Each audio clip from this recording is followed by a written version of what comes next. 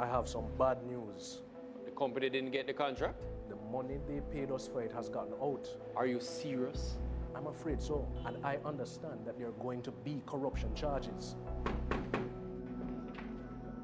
Minister, please come with us, sir. Breaking news. A senior politician and senior civil servant have been charged for corruption. Thank God not all of them stay, sir. Build integrity. One law for all. A message from NIA. There's a long-distance relay that's still on. Many have taken it this far, each leg as important as the next, each challenge faced with determination. Now it's your turn to take the baton. People living with HIV and AIDS and those who are vulnerable need your commitment. It stands in the way of a better quality of life for all of us and our self-respect as a region. Jamaica, land of wood and water. That's Jamaica, once covered with lush forests and rivers with clean, clear water. But only a small fraction of our natural forest is still standing, and our water is becoming more and more polluted. But all is not lost. Clean, clear water flows underground deep in Jamaica's heartland, the cockpit country, rising as springs which flow into rivers, giving many people in the west of Jamaica their water. All these communities get their water from cockpit country. And all that water under cockpit country is covered and protected by Jamaica's largest remaining natural forest. Living in this fantastic forest are so many plants and animals. Many of them are found nowhere else in the world. Living around the forest are people. Cockpit country gives farming communities clean water and fertile soil to grow a lot of the food Jamaica eats. Cockpit country is where the Maroons fought the British and won. It's a symbol of resistance and triumph. Cockpit country is water. Cockpit country is people. Cockpit country is Jamaica's heartland. We must protect it.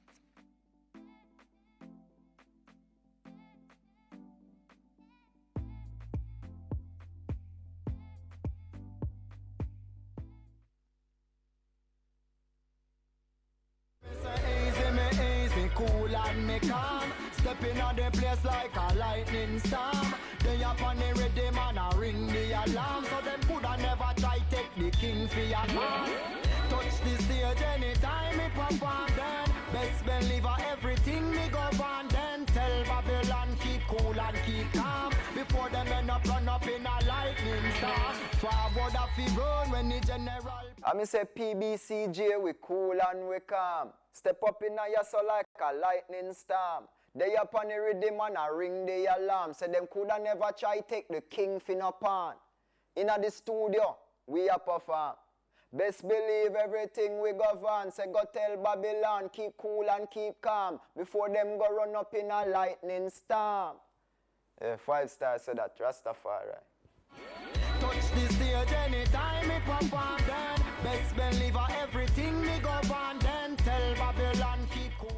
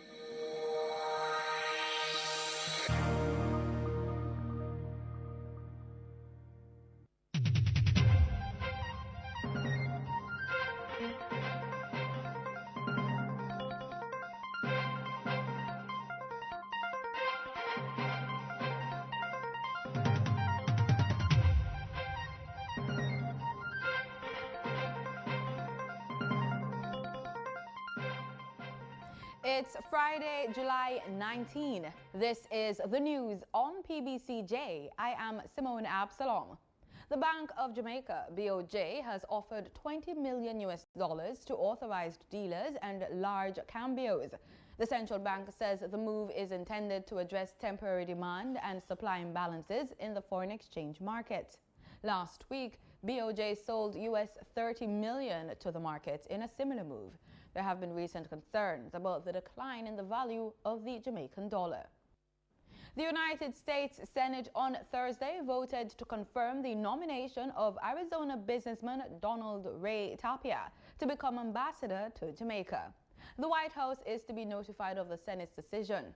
A statement on the White House website said Mr. Tapia served as chairman and CEO of Esco Group Management, the largest Hispanic-owned business in Arizona. Jamaica has been without a top U.S. diplomat since the departure of Luis Marino in July 2017. The government is to embark on an initiative to remove over 2 million tires currently at the Riverton City Disposal site in Kingston. So says the Minister without Portfolio in the Ministry of Economic Growth and Job Creation, Darrell Vaz.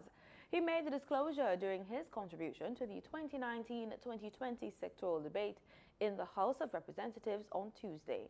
These entities are in advanced discussions with a private sector company to implement a pilot project for the removal and transportation of tires from the Riverton City landfill to be disposed in an environmentally friendly and sustainable manner. This initiative is a collaboration of the Ministry of Economic Growth and Job Creation, the Ministry of Local Government and Community Development, and the National Solid Waste Management Authority. Minister Vaz told the lower house that approximately 1,000 tires are deposited at the site each day and pose a potential fire hazard, as well as provide breeding grounds for mosquitoes and pests. These illegal activities contribute significantly to the poor air quality along the 3-mile corridor. He added that strict enforcement measures are being instituted by the relevant regulatory agencies with the support of the security forces to eliminate the illegal open burning of tires by individuals within the environs of the Riverton City disposal site. The United Nations Development Programme will be funding a $6 million project dubbed Conserving Biodiversity and Reducing Land Degradation in the Cockpit Country. This was disclosed by Minister of Economic Growth and Job Creation, Darrell Vaz, during his contribution to the sectoral debate. He told Parliament that under the project, a number of investment projects in sustainable land management, sustainable forest management, and agricultural development practices will be undertaken in selected areas within the Cockpit Country. A grant facility to incentivize the uptake of best practices, biodiversity and climate resilient agriculture, sustainable ecotourism initiatives, and sustainable forest management approaches for rehabilitation and restoration. The Water Resources Authority, WRA, and the Meteorological Service of Jamaica, Met Service, on Wednesday signed a memorandum of understanding to facilitate the sharing of hydrometeorological data and information that will allow both entities to plan for the impact of climate change. The project, which is funded through the Pilot Program for Climate Resilience, will allow both entities to receive real-time stream flow and rainfall data. Speaking at the signing at the offices of the Ministry of Economic Growth and Job Creation, Minister without Portfolio, Senator Pernell Charles Jr., said that the new data gathering platform would help authorities to utilize more proactive mechanisms that are going to, quote, allow us to foresee what we know is bound to come and to put the country in a position to protect itself and maximize its ability to gain benefit over any damage, end quote. Under the MOU, both parties will, among other things, share hydrometeorological data from rainfall, intensity and stream flow stations across the island, support each other through the exchange of data, information and technical expertise to include capacity building, seek to establish, where necessary, relevant communities, committees, working groups and facilitate speedy data access or transfer. Director of Public Prosecutions, DPP, Paula Llewellyn, says her office has provided the Financial Investigations Division with a detailed 13-page document which includes legal opinion, guidance and recommendations for a probe involving former Education Minister Ruel Reid. In a statement issued on Thursday, DPP Llewellyn said an examination of material provided by investigators found possible administrative breaches and conduct which may have contravened criminal statutes. She added, quote, "The police and other investigative bodies have primacy of decision-making on whether to place any matter before the court," end quote. Ruel Reid was asked by Prime Minister Andrew Holness to resign as Minister of Education, Youth and Information in March amid allegations of corruption at the ministry and several agencies that fall under its remit. Opposition leader Dr. Peter Phillips on Thursday announced that the People's National Party, PNP, will be hosting a national stakeholders meeting to discuss crime and corruption in Jamaica. The meeting is scheduled for July 30 at the Jamaica Conference Center in downtown Kingston. He said it is expected that the leadership of the security forces, members of the academic community, the private sector, churches, and others will be in attendance. He was speaking with journalists on Thursday following another anti-corruption protest staged by the People's National Party in Montego Bay, St. James. The US dollar on Thursday, July 18, ended trading at Jamaican $138.10, up by 79 cents. That's according to the Bank of Jamaica's daily foreign exchange trading summary. The Canadian dollar ended trading at Jamaican $105.82, up from $103.12, while the British pound sterling ended trading at Jamaican $169.76, up from $167.69. In regional news, Trinidad and Tobago's Minister of Rural Development and Local Government says an expansive audit will be conducted into the multi-million-dollar contracts given to 7 reputed gang leaders at 2 government-controlled corporations. In a media release, Kazim Hussein signaled his intention to have the matter properly investigated. It's said that the practice had fueled gang wars and contributed to an upsurge in homicides over the last 15 years. In sports, sprinter Johan Blake, the 2011 World 100 meters champion, will be up against his former training partner, Zarnell Hughes. And this competition could intensify at this weekend's London Diamond League, as both athletes will stand on the line for the men's 100 meters for the 2nd time this season. Hughes is leading the season's rivalry 1-0, having beaten Blake at the Racers Grand Prix with a 9.96 seconds effort. Blake only managed 10.01 that night, but he turned up at the National Senior Championships 2 weeks later in fine form, producing 9.96 seconds to reclaim the national title in the event. The 2-day meet gets underway at the London Olympic Stadium tomorrow. International Tennis Federation white badge umpire Simon Casserly will be among the Jamaicans representing the island at next week's Pan American Games in Lima, Peru. Casserly has been confirmed as one of the designated chair umpires in the lawn tennis competition. He recently returned from a successful Davis Cup assignment in Costa Rica and feels that the tournament was a good preparation for the Pan Am Games. And that's the news on PBCJ. I'm Simone Absalom. Have a wonderful weekend.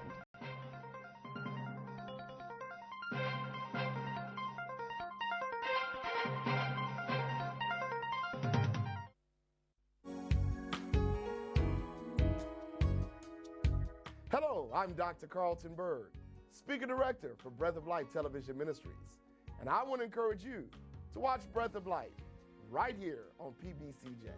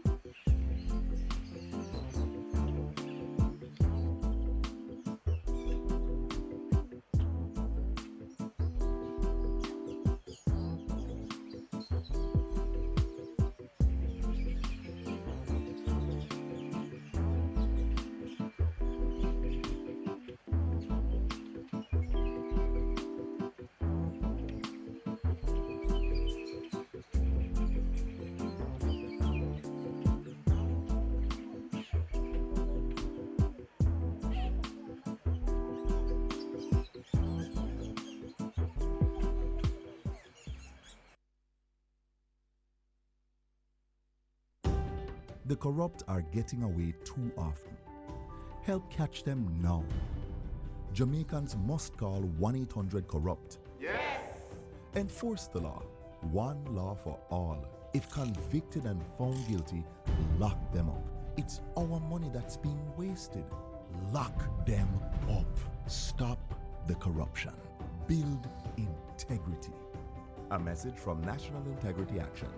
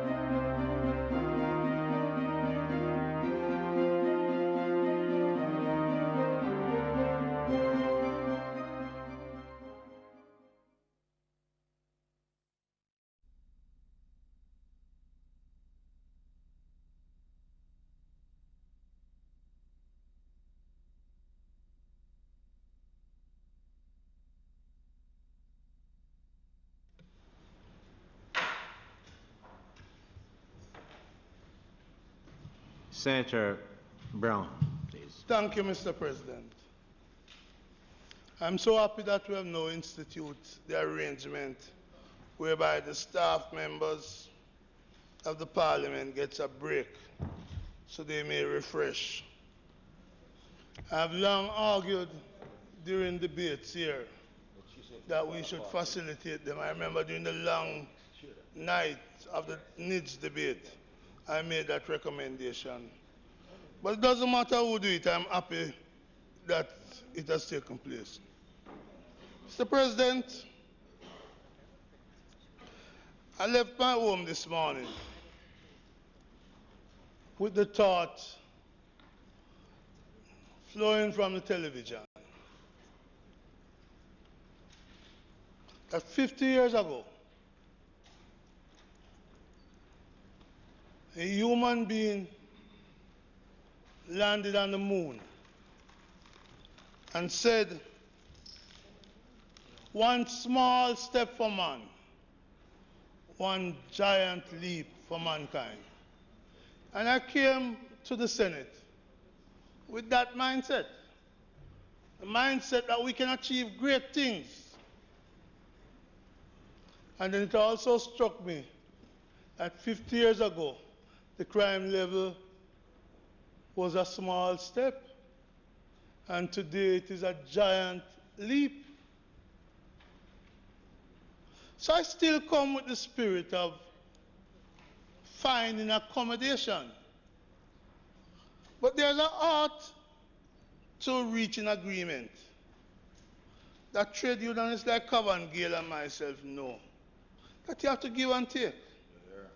You can't come curse people and throw shades and so forth and then say you want cooperation.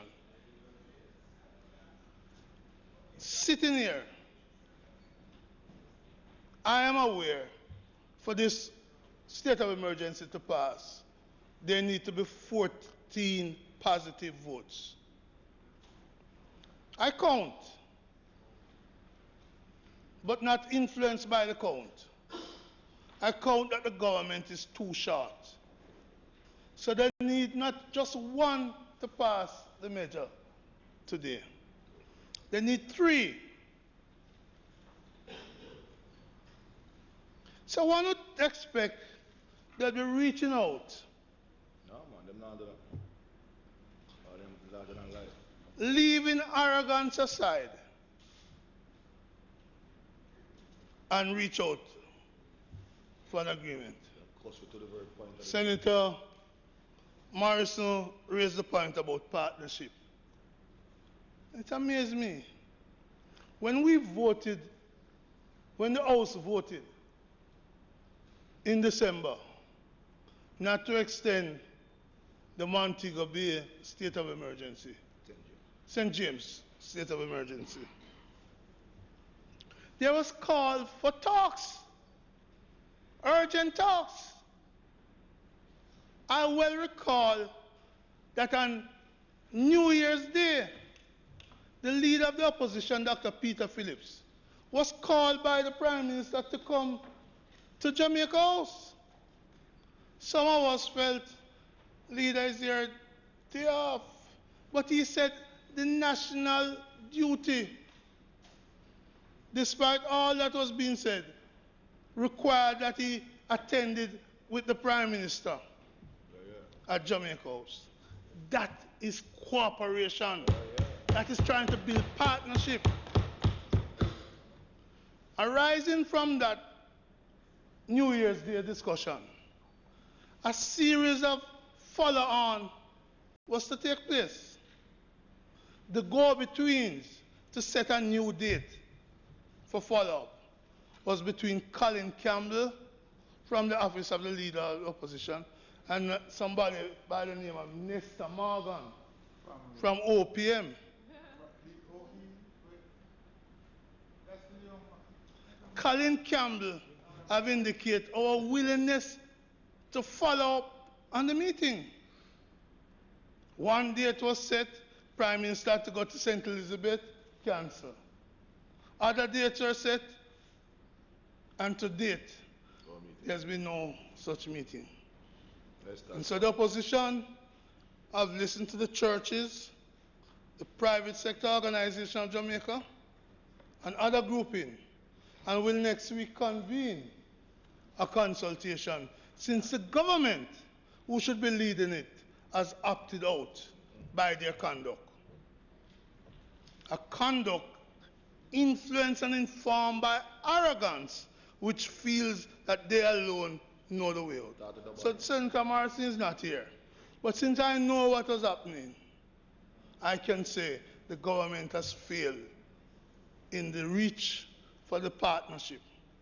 Prime Minister has disingenuously, in my view, sought to raise the issue with the partnership of Jamaica that they call Partnership for Prosperity.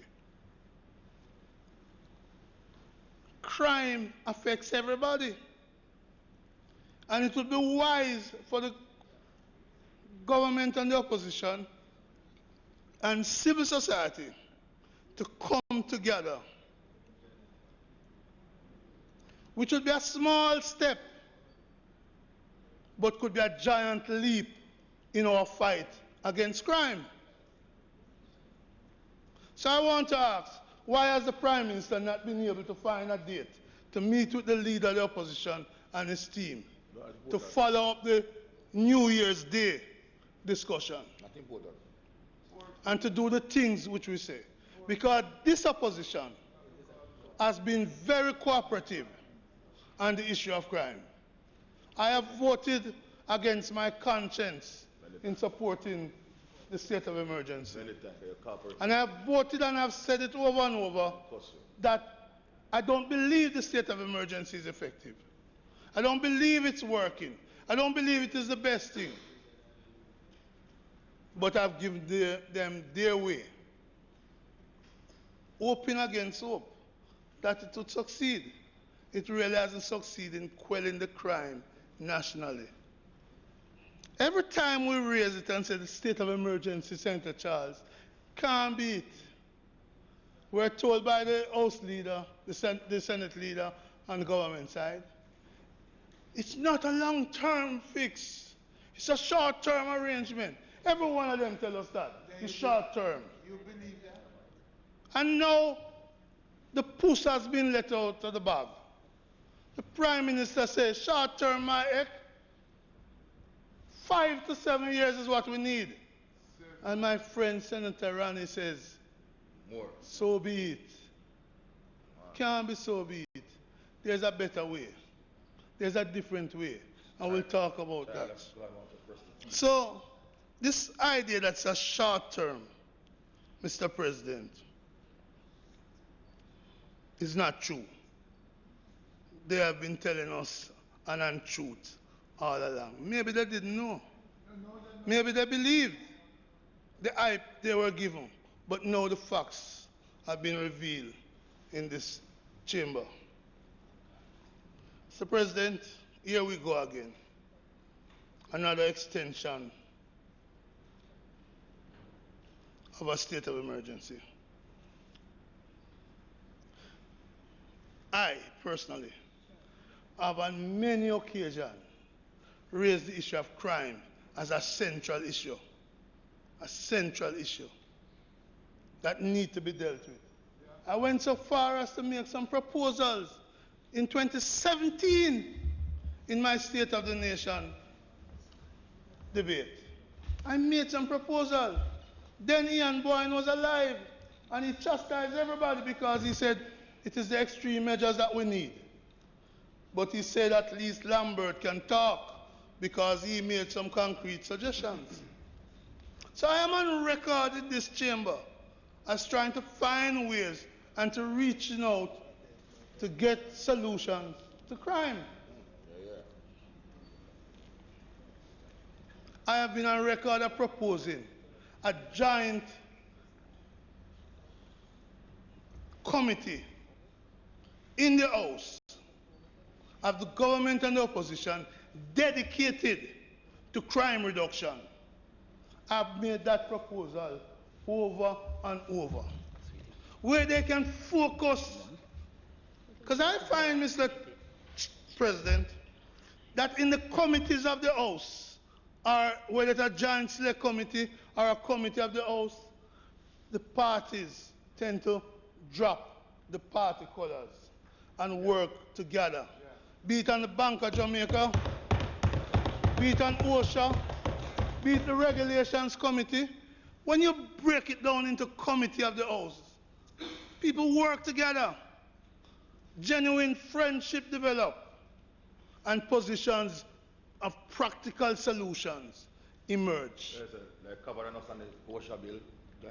That's what we need. So I again today start by making that proposal again. That committee would track what is going on. If Senator Webby was here, I'd have said to him, Senator Webby, that which isn't measured don't get done. So that committee of the House, or you want to make a giant select committee, would set targets, would measure our progress. So as I've said over and over, in the fight against crime, it is the gangs, it is the guns, and it is the conviction rate, plus the social intervention that is going to be key. So, we're extending. Have we made progress against the gangs? How do we measure that? Not with 7 being acquitted out of 23 or 24, and a no-case submission.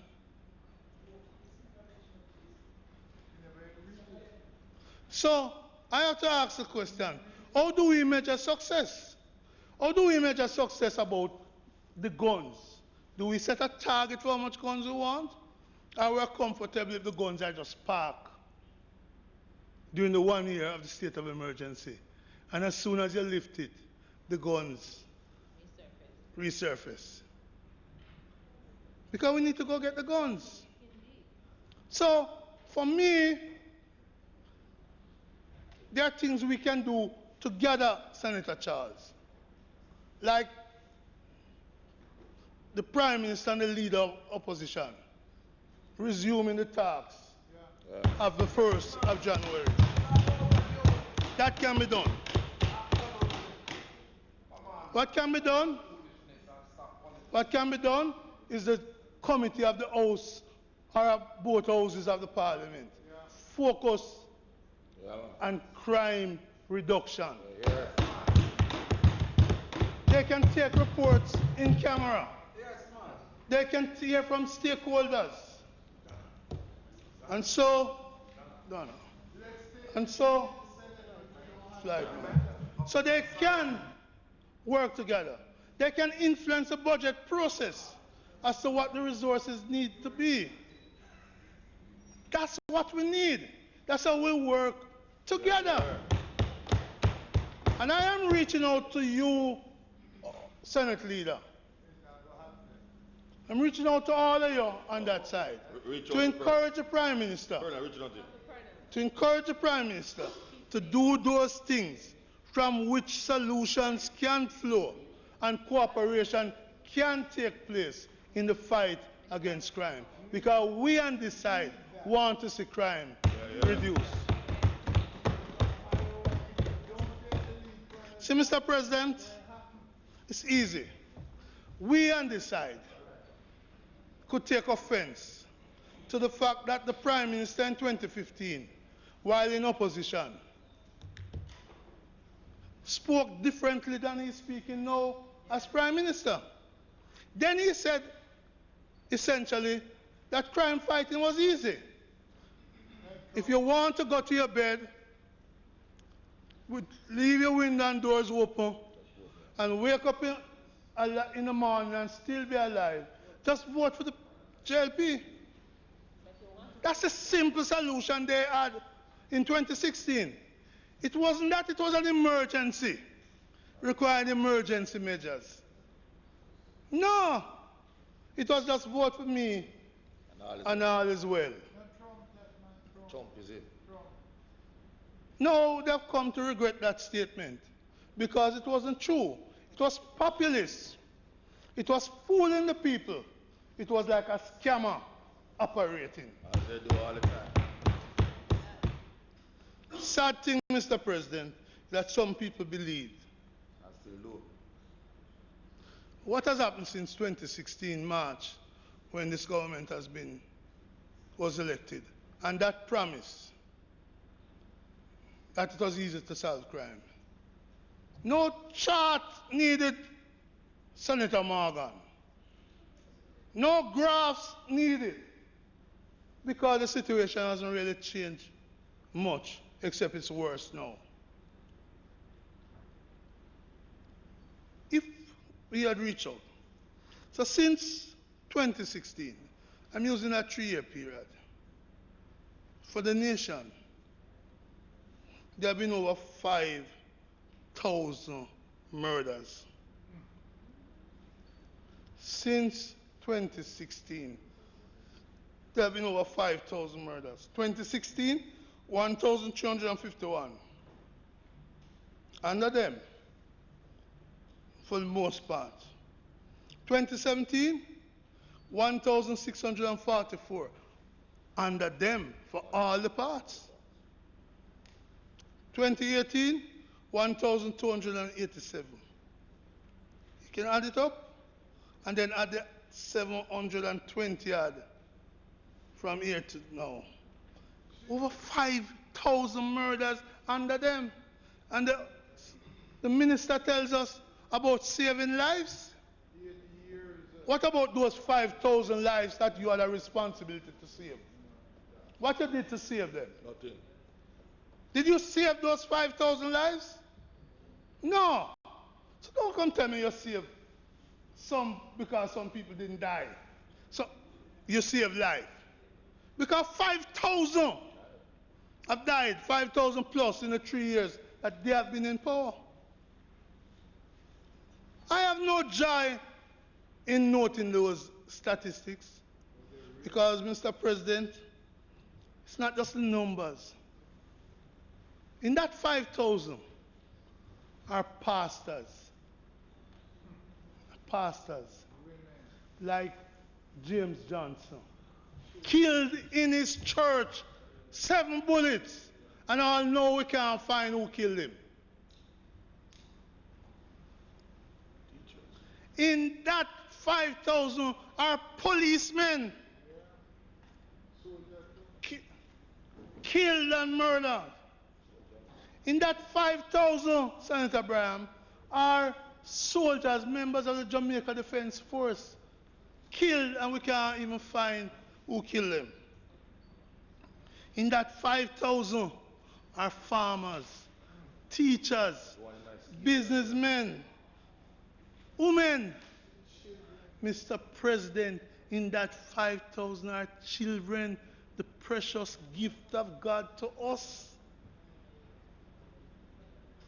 So Senator Charles, your children haven't felt it. But there are the parents who feel it. That 5,000, Mr. President, are family members. Aunt, uncle, father, mother, brother, sister, cousin. And so families are in mourning. Families are affected. Families get hurt in that 5,000 murdered since 2016.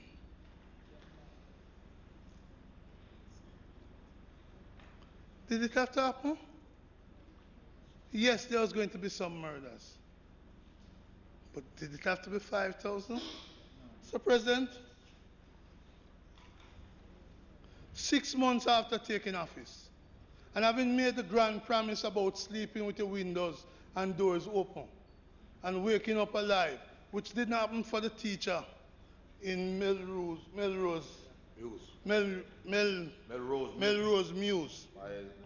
And that, I'm told, is about what? 6 teachers in 4 months murdered in our country? Where's the future of our children? So, in September 2016, the Prime Minister, Andrew Holness, speaking at a forum at UWI, said, the government is fairly advanced with a strategic anti-crime plan. What date again?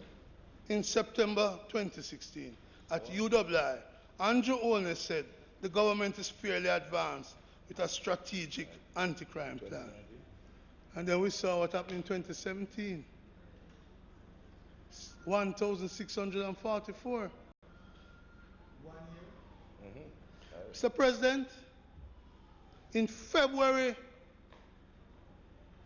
2017, speaking from this spot, I asked, where is that crime plan?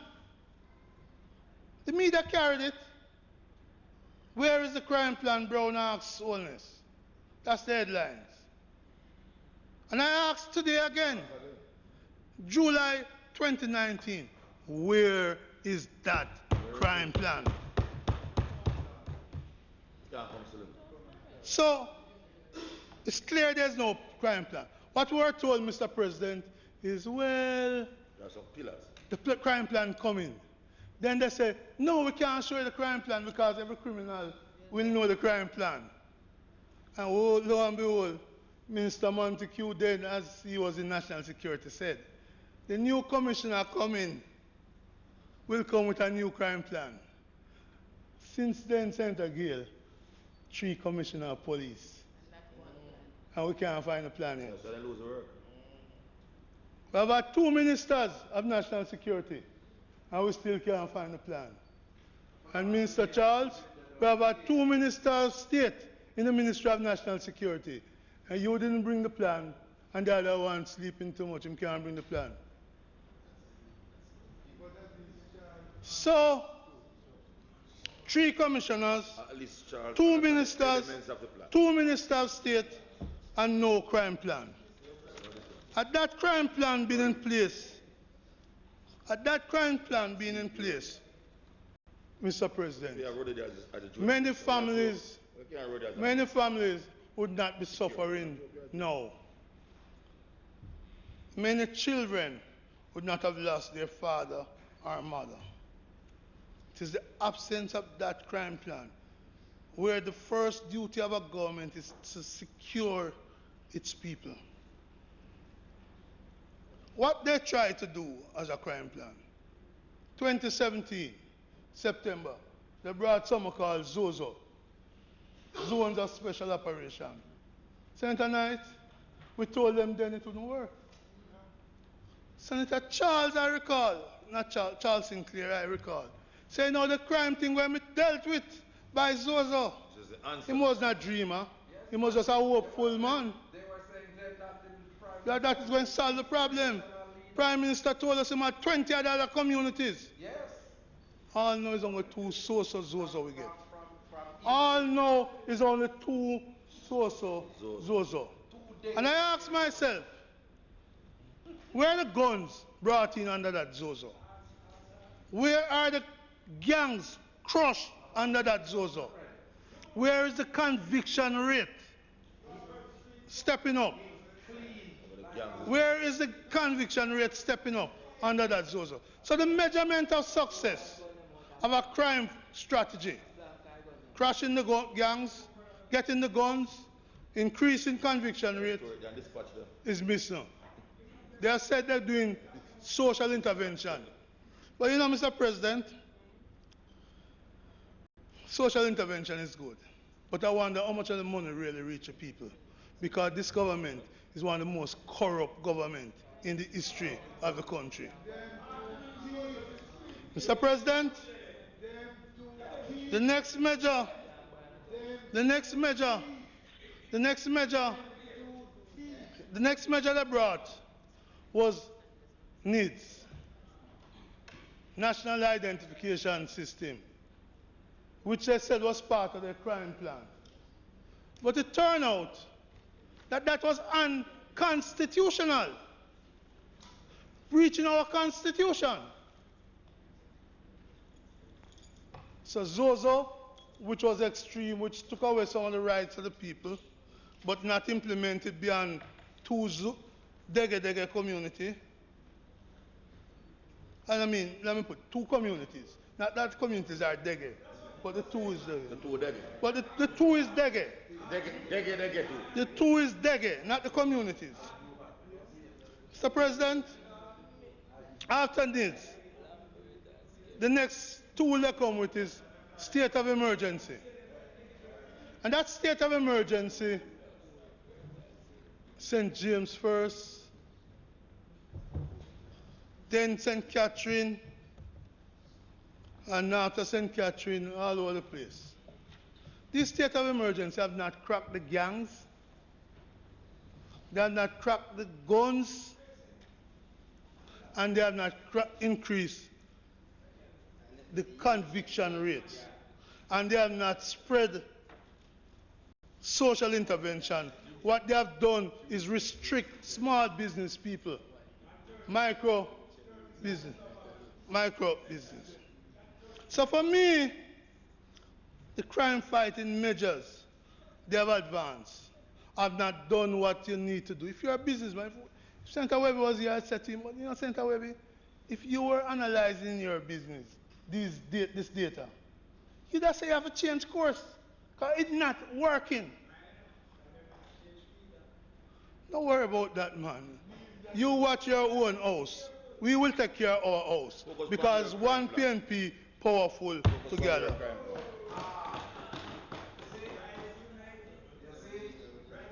Mr. President, let me share with you. Last night,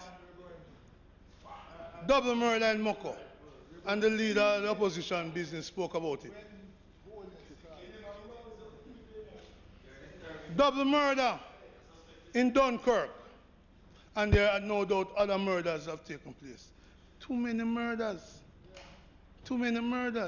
The government's appearing clueless. The other day when the trend was looking down, they jump on post. Now it's going in the other direction. It's a warning. And stop the foolishness about because of 3 months. You know what you're saying in the 3 months? We're going to put sufficient police and soldiers on the ground in St. James. We'll never do it. So don't worry about that. So they didn't do what they must do. Mr. President, the murders are continuing. The guns are proliferating. But let me share with you some measurement. In 2016, without any state of emergency, without any Zozo, there were 654 murders. 654 murders. In 2019, that is year to date, the data Senator Crawford read, January to July 13, 654 in 2016. With Zozo's state of emergency, this year it is 722 murders. what I tell us? We were better off without a state of emergency. We were better off without Zozos. The state of emergency and Zozos have helped. But listen to this, Mr. President. In 2016, the clear-up rate was 51%. 339 of the murders were cleared up. In 2019, the clear-up rate is 38%. 278 less clear-up under the state of emergency and Zozo than when there's no state of emergency and Zozo. Those are the facts. Can't be denied. Can't be denied. Can't be point of order out of the way. Can't be point of order out of the way. Can't be clarified out of the way. So when you have a joint select committee in the parliament, looking at these data, they'll be able to say to you, guess what? Things not going right. We need to tweak. We need to change strategy and find a way to reduce crime, really. That's what is needed. I propose it and I propose it again today, and I'll propose it until it is established. Mr. President, we're collecting less guns this year than last year and the year before. The numbers are there. The numbers are there. So if we're really serious about fighting crime, let us use the data that is available. When I read this social and economic survey, and I hate to be criticizing people like those, but it's all good news. And the real issues you want to find in the data is not there. Like how many other murders were attributable to gangs. Not there. Not that one, man. The other big book from PIOJ. So we need to begin to take crime fighting seriously. And the government must stop believing they are the only ones who can solve it. Because the mistake the Prime Minister made in 2015 and 2016 when he was in opposition was to tell the people all he needed was a change of government. That is what you need. So, Mr. President, another factor Senator Knight mentioned earlier is the strength of the police force. Police force is being called upon to operate at 84%. And you as a businessman and a business analyst know that not even the sugar industry could operate successfully at 84%. But we're asking our police force to operate at 84% of the establishment. We're 2,300 short, mainly at the foot soldier level. Mainly at the foot soldier level, at the constable and corporal level. So quick it down.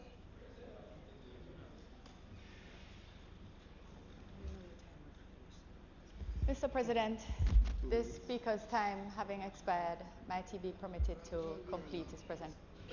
The question is, the Speaker's time has expired, and it's asked that we should extend it. Those in favor? Those against? The ayes have it. Mr. Brown. Yeah. So, Mr. President, thank you and thank my colleagues. The strength of the police force is less than the establishment by 16%. That strike me. That's something that you should be focusing on, to how to get the police force up to the 14,000 and the establishment, and to probably increase the establishment. Because it was Gleaner who recently made the point in an editorial that relative to the other Caribbean countries, we're under police. We're under police. So that's part of why in the 3 years we have had 5,000, and in the years before we have had so many murders. We're under police. We have 23,000 security guards who can play a part, who we can involve in crime detection, and who we could urge to be paid better than they are being paid now. So we could put more forces out there in the fight against crime. Mr. President, I don't know if you saw the terroring video of a motorist in a taxi driving, begging to come out of the taxi as the taxi man run away from the police. Taxis and buses, minibus, are a lawless set on the road. And I don't see sufficient police out there to address that. I don't see enough police. Mr. President, while the government is not paying sufficient attention to the police force on the civilian side, they have increased the establishment of the JDF. The JDF, as at 31st of December, had an establishment of just over 4,000, I believe. Just over 4,000, as a strength of about 4,000. But the government has increased the establishment of the JDF to 7,000 to 9,760. In other words, the government sees the solution to crime in strengthening the military. Not to provide the investigators to go clear of crime, but to strengthen the military. So you have an unconstitutional needs, you have a repressive state of emergency regime in place, and you're building the military, not the police. So what is clear to me, that this government sees a military solution to the crime, and hence the 7 years of state of emergency being proposed. Mr. President, the people in the country are cowering in fear. I said that in 2017, and I heard the minister saying it today. People in the Prime Minister's constituency, which is part of St. Andrew South, there's fear amongst the residents. There's fear in Southwest St. Andrew. There's fear in South St. Andrew. There's fear everywhere in the country. Joggers go out to jog, and they have to run like thieves. People got to shop in Barbican, and they're talking about being attempted kidnapped. Fear all over. And the government answer to that is we need more soldiers, not police. People of this country are living in fear. Whether it is not Barbican or elsewhere, people are living in fear. Clarendon, in fear. St. Elizabeth, in fear. You just name the parish. Mr. President, I have difficulty in supporting the state of emergency. But they have no other solution. One of the problems we have, Mr. President, is the corruption in the country. I'm going to ask a question. Mr. President, are you aware that in 2016, the government of Jamaica, through the Ministry of National Security, provided, KD, I want this to go through without any noise from this side. I want Pernell to hear. Pernell important to listen. Skip. Mr. President, in 2016, the Ministry of National Security paid to a consultant the sum of $135,000 US, at today's rate about 17 million Jamaican dollars, to procure a number of handheld X-ray machines. Those machines would allow the police out there to be able to go beside a car and check if there's firearm in the car. Detective. Listen now. That's 2016. Listen now. Almost 5,000 have been killed, most by the gun since then. And the Ministry of National Security, Senator Charles, and you were there in 2016, cannot account for even a single one You don't get none of that? of those handheld X-ray machines. I don't believe. But $135,000 US dollars have been paid out, and almost 3 years after, there's no accountability for it. That must be rule. That must be a rule. There's no accountability for that. Not true. That's part of the corruption that is preventing you from fighting crime. Serious, Senator Charles? What? You know Mr. that? President, You know that? somebody else has come up with the idea of procuring those equipment. And they can't afford to let the people know that they had spent $135,000 US, 17 million Jamaica to this, and they don't get one. Not different from the used car situation. It is this type of corruption that is making it difficult for our brothers and sisters to go about their lives in safety. That is corruption. And Minister, when you go cabinet Monday, ask about it. Ask about it. Ask the minister who was in national security then if it happened. Because I know it happened. See, Mr. President, just like 2 weeks ago, I spoke about a helper. And I was point of order, shut down, speech stop. When I come here and tell you things, you know, I saw it go. I saw it go. Saw it go. Where the money there? I could tell you about some other corruption at the Ministry of National Security that making our fight against crime so difficult, but sufficient to the time. In due time, in due time. Mr. President, Don't only call him one time. they want to take another measure later on.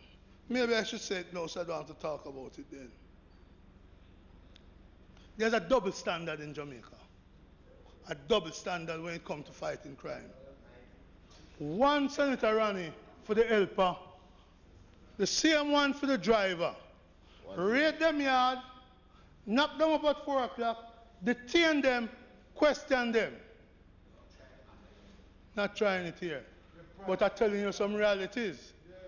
But when it comes to the architects of crime in the country, like the man in Montego Bay, who rent the property at Boza, who's held up the police for 3 hours or 4 hours, that we had to call in helicopter.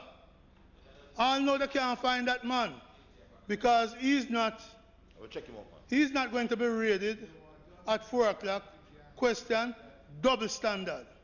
And that double standard where you lock up people, put them before the court, and you can't even provide any evidence. That work against the helper. It work against the driver. But sadly, KD, it doesn't work if you're a politician connected into this government. Right? That's the reality. And so, Mr. President, I understand the fear of the people. I understand the suffering they undergo. It is for that reason, if the government manages 4 o'clock now, the time of this debate, I will be here to vote.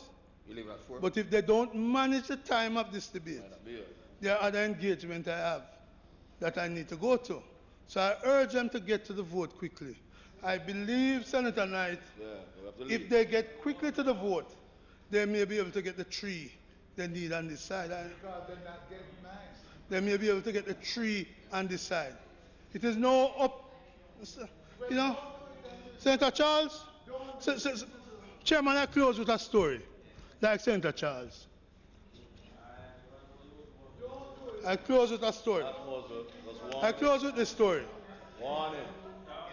Can we listen to Senator Brown's final story, please? There was a teacher, a great teacher, who was able to answer all the questions the students. Gentlemen, senators, can we was have able the to debate answer all. Sorry, Chief. He was able to answer all the questions.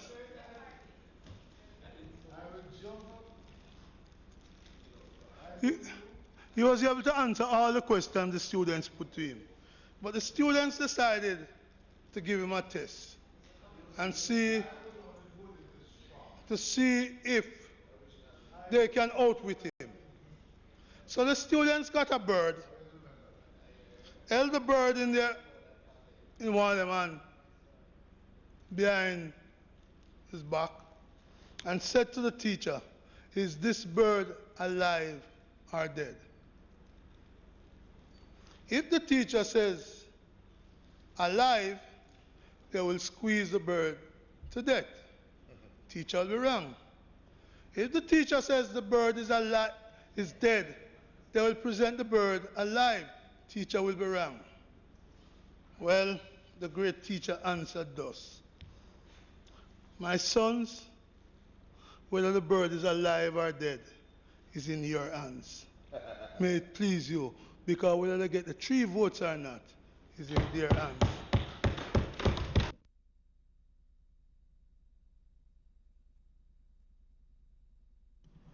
Senator Brown, thank you very much. Leader.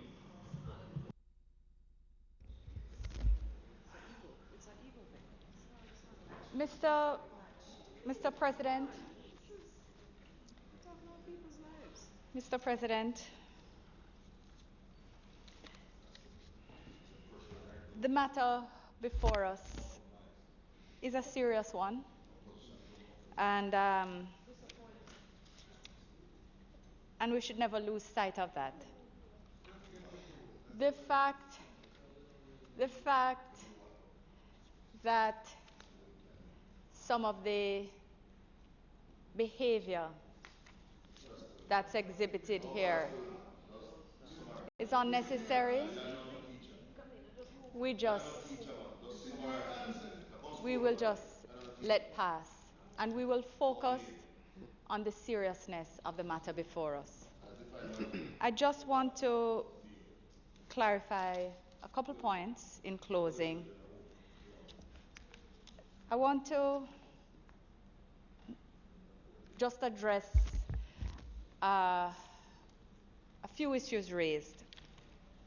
One question that was asked, or rather an assertion was made, that it is targeting the gangs and the guns that will prove successful in the end. That's what we need to get on top of if we're going to beat this crime monster. And we agree. That's part of what we're doing. And I just wanted to place on the record this arrest that DCP Fitz-Bailey advised of just yesterday. I think it's 24 alleged gangsters among 33 persons arrested in the breakaway faction of the Klansman gang.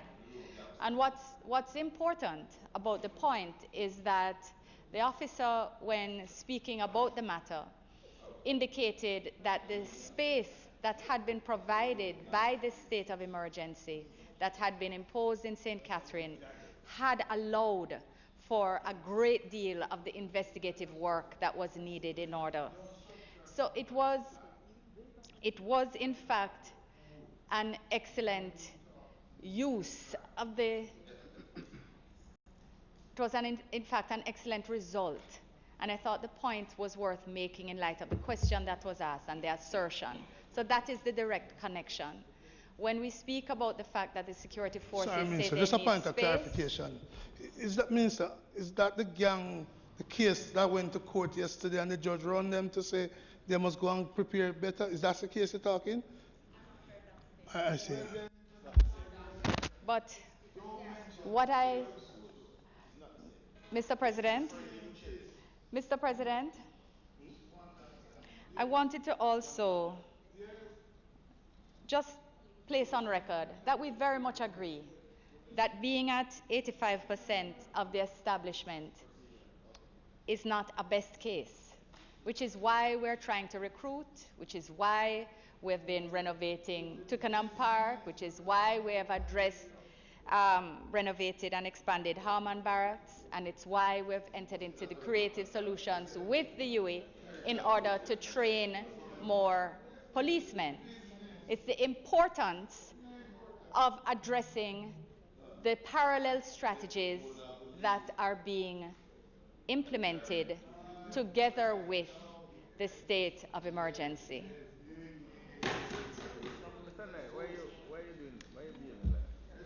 Mr. President, we've spoken about the need for collaboration. Senators, Leader, thank you for sitting. Can I just ask, please, we all want to close. If we just come back to come and let her finish the conversation, and let's get to the vote. Thank you all very much. Leader, will you continue? Both sides, please. Can we allow Senator Kamina Johnson to speak? Mr. President,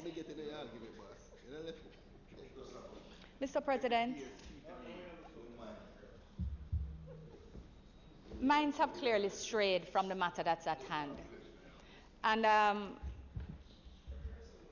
I will simply close on the point.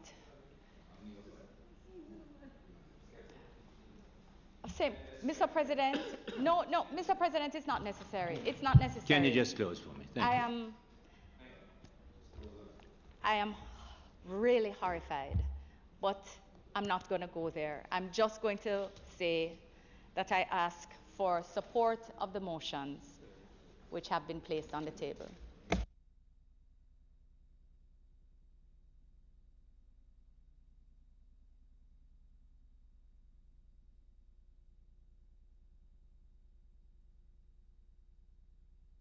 The question is that the motion be approved. There has to be a roll call. Go ahead, Clerk, thank you. Senator Graham? Yes. Senator Brown? Senator Charles Jr.? Yes. Senator Crawford?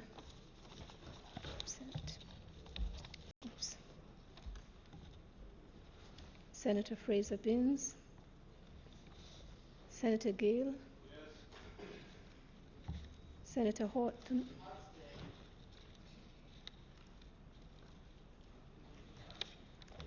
Senator Hill? Yes. No, I just raised the mic. Senator Johnson Smith? Senator Knight? Senator Longmore? Senator Morgan? Senator Morris? Senator Morrison? Senator Samudo? Senator Scott Motley? Senator Sinclair? Senator Skeffrey? Senator Webby? Senator Williams?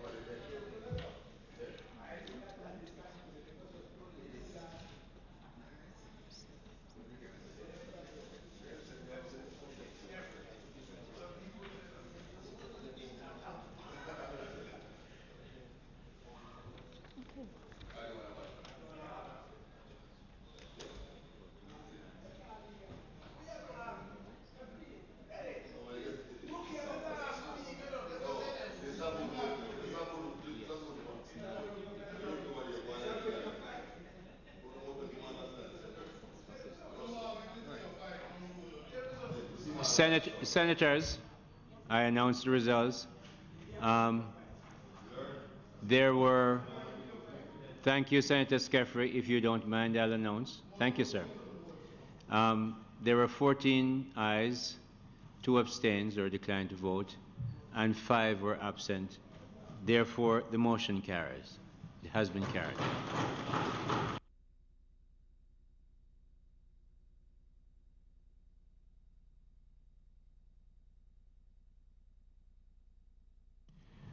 Senator Charles. Mr. President.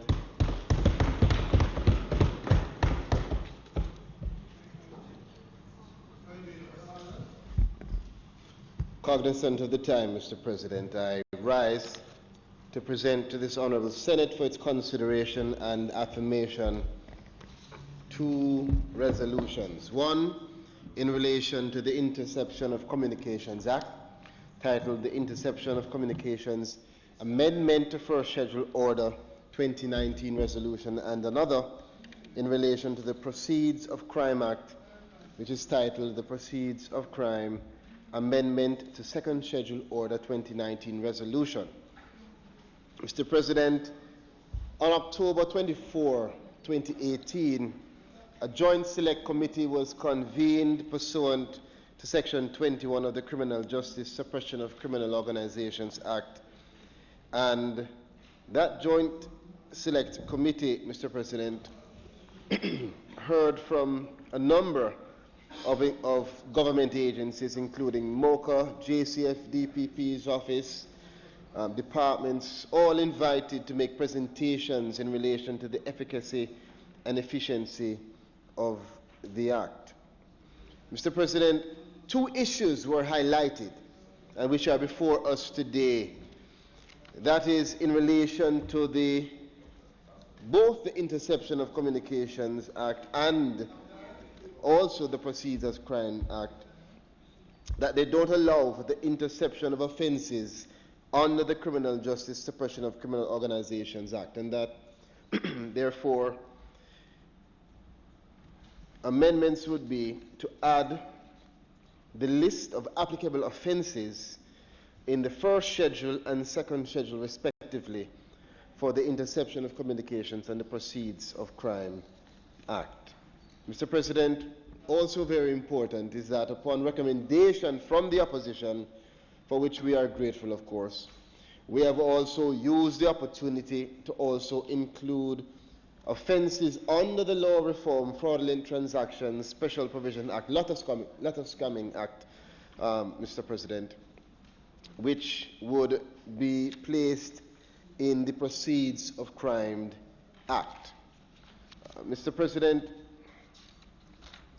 the objectives of the resolution in relation to the Proceeds of Crime Act, further to including the offenses in their second schedule, were to also have in those offenses that are defined as criminal lifestyle offenses, and those would be outlined.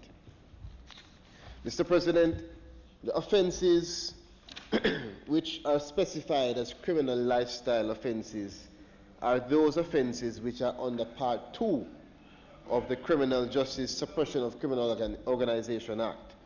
And these are the same offenses, Mr. President, for which the intercepts would be done. Mr. President, it is important to note that not only has the opposition's recommendation been accepted and submitted here, but the opportunity was also used to expand POCO's reach and to include offenses to which the concept of criminal lifestyle could be applied. As such, we have also included certain breaches of the Preda Larceny Prevention Act, the Betting, Gaming and Lotteries Act, the Securities Act, Trademarks Act, as well as the Dangerous Drugs Act. I believe the Leader of Opposition, is you're part of that committee? Yes. So, Mr. President, we are of the view that these resolutions will ameliorate some of the challenges being faced with the Criminal Justice Suppression of Criminal Organization Act, whilst the other challenges are currently being addressed by the ongoing Joint Select Committee of Parliament. And the resolutions will also aid in targeting offences under other legislations where they could be manifestations of a criminal lifestyle. And it is noted, Mr. President and colleagues, that not all the challenges can be addressed through the legislation, and thus in the coming months there will be increased training and sensitization sessions that will have to be conducted involving all stakeholders in order for us to achieve the greater success against criminal organizations that we all seek. It is for these reasons, Mr. President, that I invite the members of this Honorable Senate to affirm these resolutions that have been submitted before us today.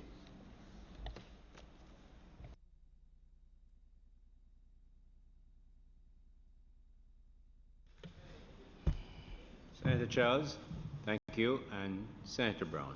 Mr. President, here again, the value of cooperation with the opposition and the fact that this opposition is interested in solving crime shows up.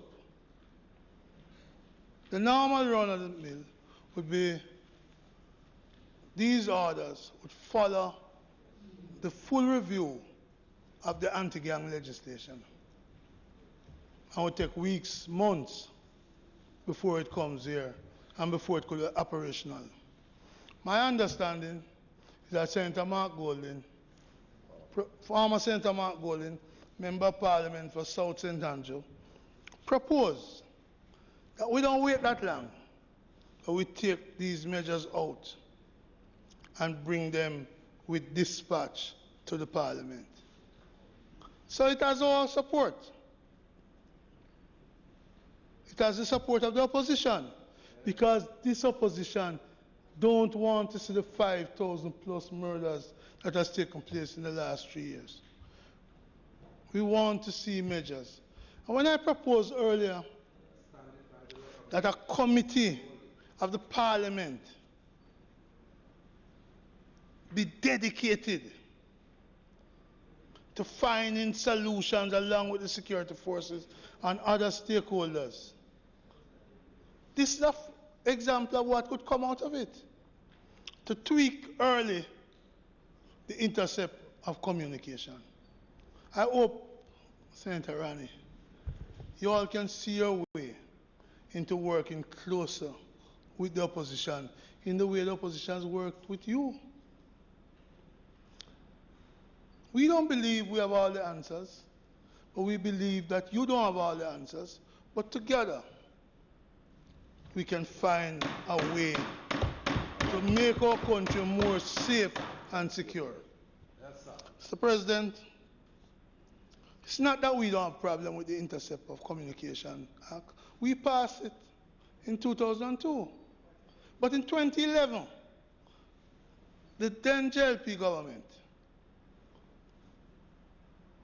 chose to water down that legislation. And so I fear now that while we are agreeing to go forward with it, the effect of the watering down in 2011 could negate against the desire to tackle the big criminals in the country. Why do I say this? In 2010, one of the issues we faced in the country was the role of the intercept of communication in bringing down a major drug runner and gun dealer. One who, because of the evidence gathered in part under the intercept of communication, ended up pleading guilty and getting 23 years in prison in the United States. The government didn't like it. And they went after the policeman who was then described by the Commissioner of Police as Corporal Red Herring, because that policeman cooperated with a foreign power against a drug runner and gun dealer who had caused mayhem in our country. Sir, Mr. and Mr. elsewhere. Mr. President, you know, I am listening to, on a point of order. Could you state the point, Senator? That the goodly senator is misleading this chamber. What was used was a secret MOU and not the Intercept Act. The issue. If he wants to get up and talk, but that's not a point of order. That's not true. But that you are misleading, because there is a protocol that is set out in the Act, and the issue that arose in relation to the officer was whether there was disclosure which was not in keeping with the Intercept of Communications Act. Because if he did, then there would have been a breach of the person's rights under the Interception of Communications Act. Not. You are misleading. You are misleading. I'm talking about watering down. There was no watering down. There has been amendments to this particular legislation by different administrations. Come on, man. But don't mislead. Thank you, Senator. All right. Senator Brown, continue. Mr. President, the record is there. Former Commissioner of Police, Audley Lewin, described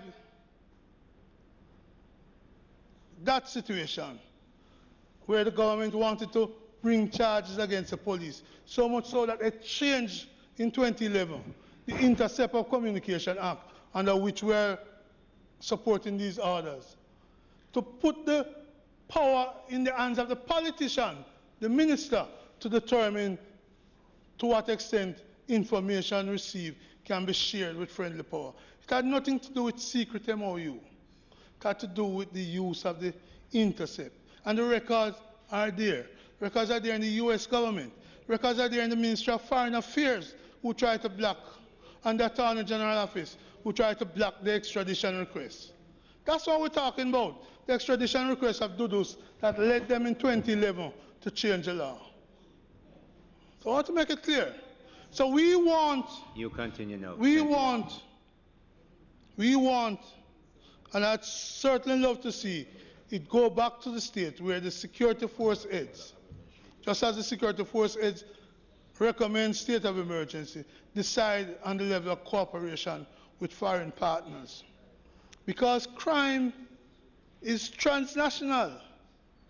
And it can't be left to a minister whose prime minister was so concerned that he criticized the US embassy that human rights didn't begin in Ligony. So this piece of legislation needs to be examined too. But in respect to the interception of gang members and an anti-gang legislation, that the fear I have also is what I'm seeing playing out now. People are being arrested and charged, and it turned out the evidence is not even strong to survive a no-case submission. It is giving the police no authority to go after more people under the guise where they can't even find the evidence that these people are gang members. It's a dangerous thing. But again, we believe if properly used, this could be a good tool for the security force. So I'm urging against abuse. I'm urging against a double standard, which allow the police not to be able to find a man who rent a property where a noted man to be a gunman was hiding out and engaged the police in hours of shootout, injuring, I believe, 3 or 4 police officers. That man can't be found. I hope that this amendment will allow them to find him, because he was still a person of interest up until recently. Also, I hope that this isn't used against helpers and drivers in the fight against corruption, but it is used against the architect. Mr. President, I grew up in a poor community. I know what it is like for the police to come at 4 o'clock, knock on your door and your window, and take you to the station for questioning. I know what it is like when an attorney from uptown is wanted, but the police wait at the door, outside the yard, until the attorney get bathed, dressed, and to take me. I know what it is like for two brothers to be accused of rape in Irwin Point. Cleared by DNA, but still carried to trial. I know what it's like for those people who are poor. But I know if you're a minister, and you are caught short, you get special treatment. You even get, is there a point of order or something from the penny section? The penny section really seems low today. But Mr. President, I know what it is. The penny section really is offended by the truth. I understand that. So, Mr. President, what we're saying here is that I hope our police force, in getting these powers, use it even-handedly. If you're going to give the ministers a break, give the poor people a break. If you're going to squeeze the poor people who are innocent, squeeze the ministers too. Because the truth is, this order should be used against the thieving politicians, the licky politicians who are raping our country now. 40 scandals in 3 years. I hope these measures are used against those scandal players. May it please you, Mr. President, we support the order.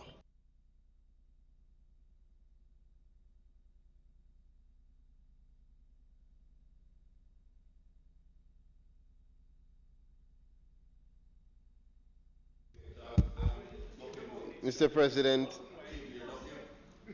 that was a long run-up to the final support that we anticipate receiving from the opposition. I'd ask that we move directly to finalize the resolutions as submitted, Mr. President. The question is that the resolutions, the Proceeds of Crime Act and the Interception of Communications Act be approved. Those in favor? I didn't hear. Those in favor? Those against? The ayes have it.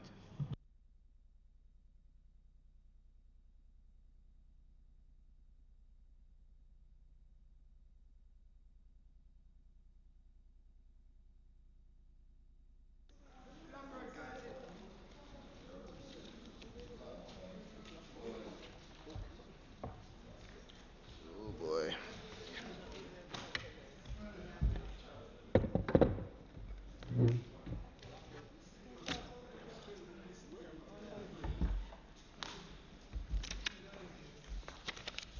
Mr. President, again, I rise even more cognizant of the time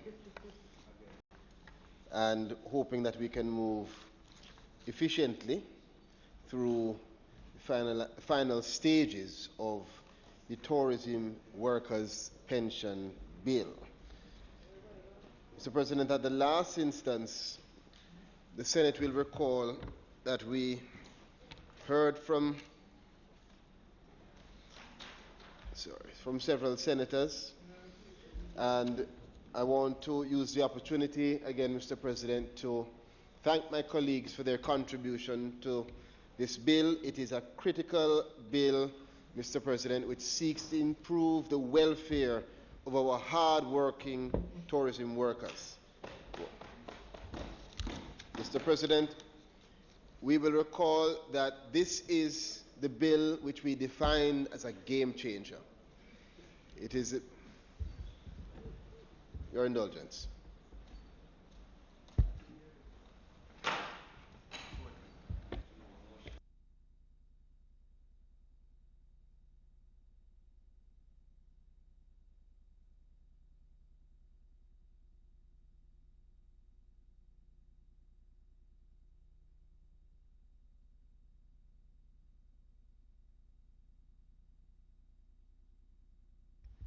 Mr. President, I speak from a seat that is not my own and ask that the House be permitted to sit beyond 4:30.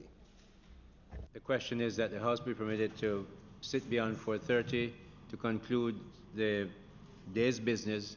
Those in favor? Those against? The ayes have it. Senator Charles. Yes, Mr. President. As I was saying, so this bill is critical. It's a game changer. It is a bill which our Minister of Tourism, the Honorable Edmund Bartlett, and his team have worked on assiduously, and one, Mr. President, that as we had received the contributions from all of our colleagues, has undoubtedly the support of the Senate.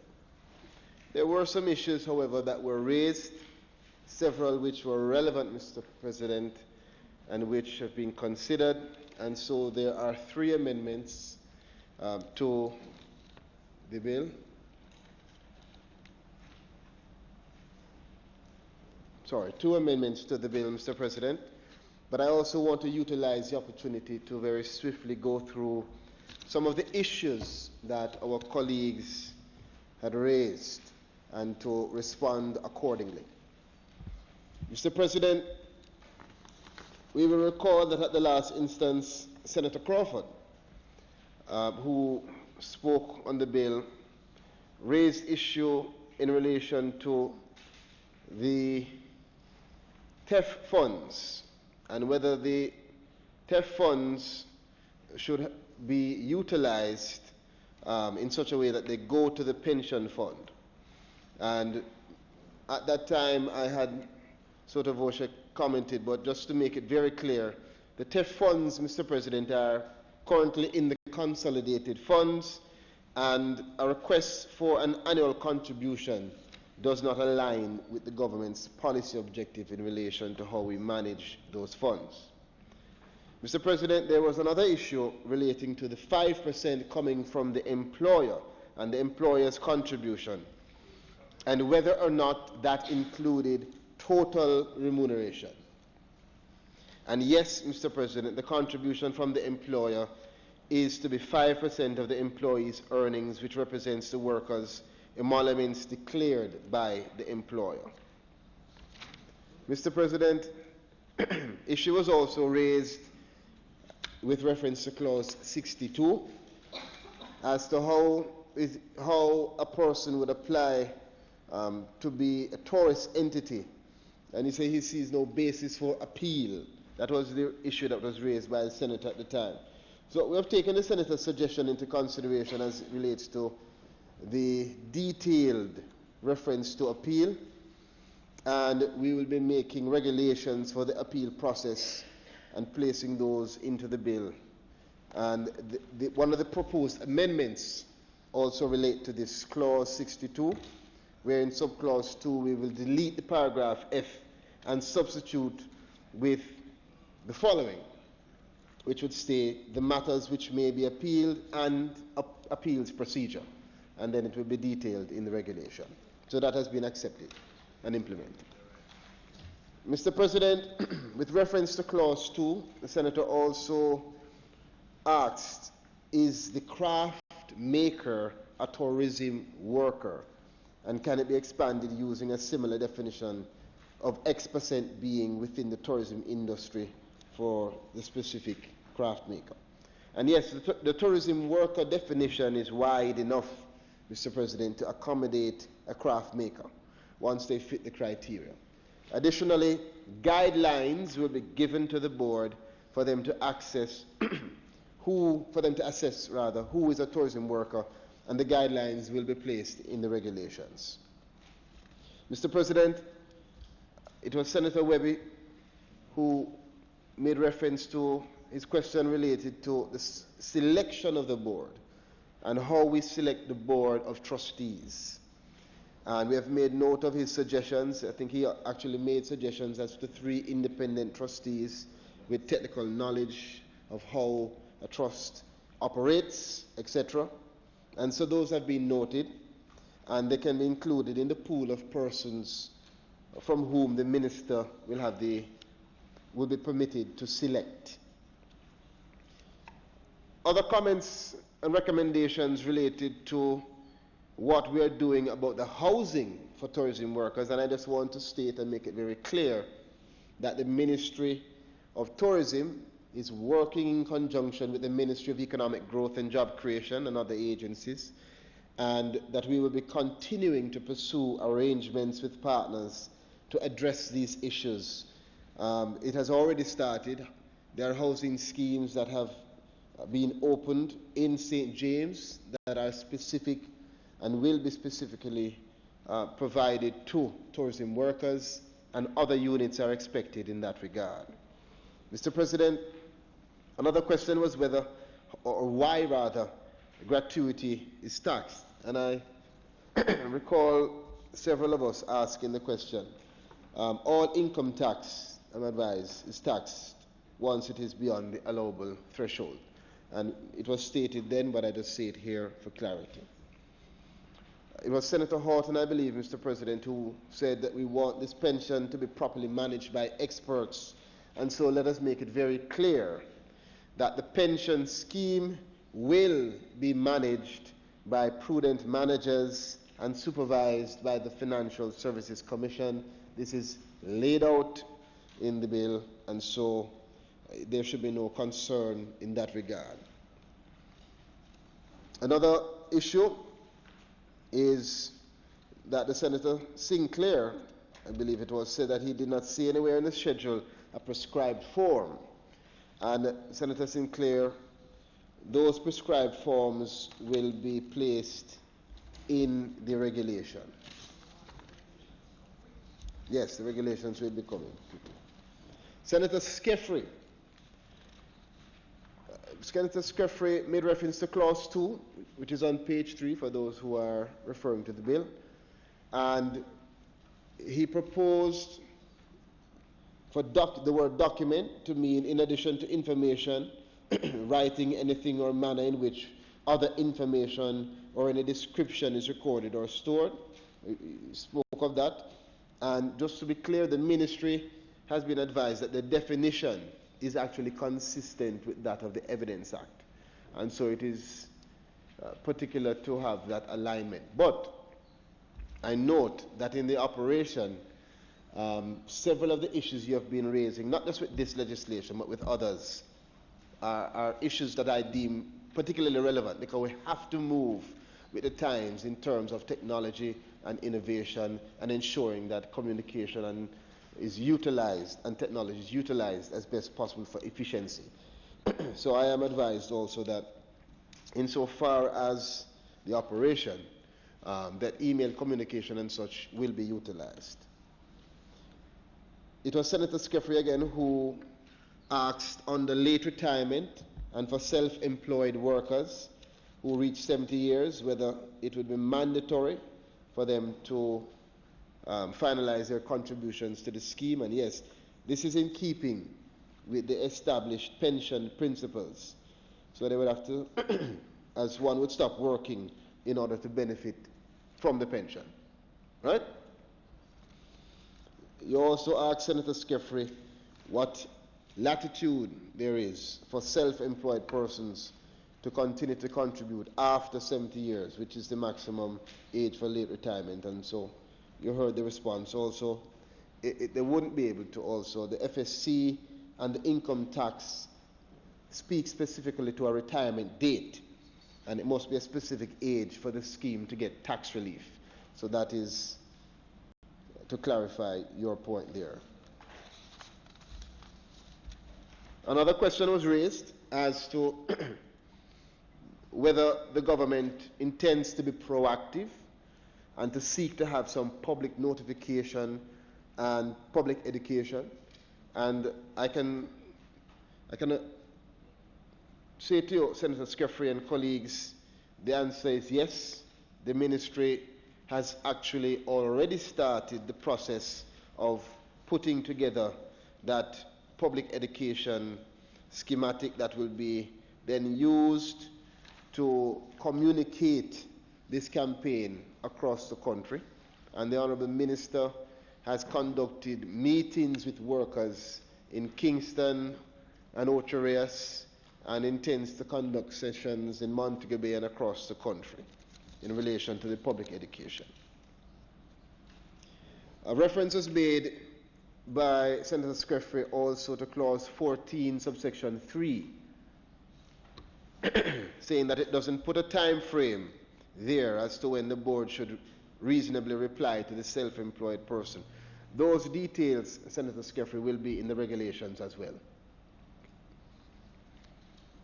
Another reference was made to clause 32, 30, subsection 2. If this person is under 55 and due to ill health is permanently retired but under 55, will the person be entitled to all the full benefits under the scheme? The answer is yes. The person will be able to retire on ill health grounds as contained in clause 30 of the bill. You had asked just for clarification on that, and I sought the clarification. You also raised an issue with clause 35, which is at page 22, and you asked what are the criteria and the guidelines that will be used to determine that I'm unfit to be a legal representative. And the criteria, Mr. President, is to be developed, and that specific criteria should also be placed in the regulations. It was Senator Braham that raised an issue with clause 39.1, and I'm making reference to the specific clauses just to assist my colleagues to make it faster for us to reference them with the bill. Clause 39.1. Then, Senator Braham, you said that you're asking yourself a question.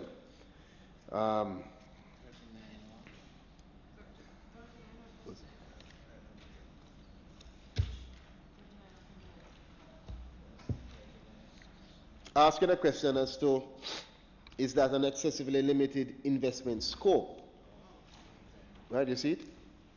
Yes.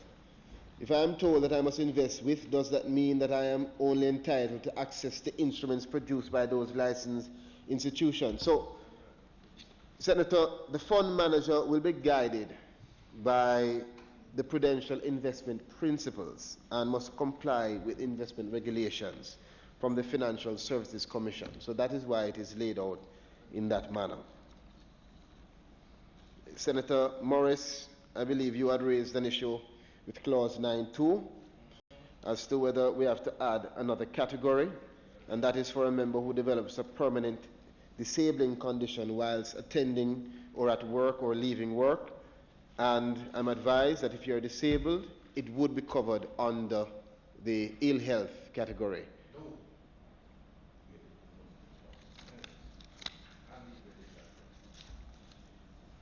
Senator Fraser Binns raised an issue with clause 32, stating that it's a minimum and asking why 200 was chosen. Perhaps we could give some clarity. And so the figure was arrived at based on actual studies and based on the projected amount of persons who were eligible to join the scheme and their minimum contributions. So clause 32 does not give a figure, but it details how the augmented benefit will be arrived at.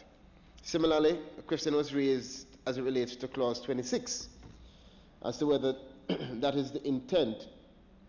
Is that the intent, like other pension schemes, where you have to contribute for perhaps 10 years or 5 years to be vested? I said it then, let me say it again. Yes, it is the ministry's intent that a member vest upon the payment of his first contribution. Issue was also raised with clause 18. Senator Fraser Binns at the time said the contribution, it speaks to the fact that the tourism operator will be required to remit monies collected to the investment manager per subsection 3 and periodic contributions. And she questioned, she said she doesn't know if the periodic contribution is here speaking about every month or every quarter or every 6 months, and those details similarly are going to be placed in the regulation to make them completely clear.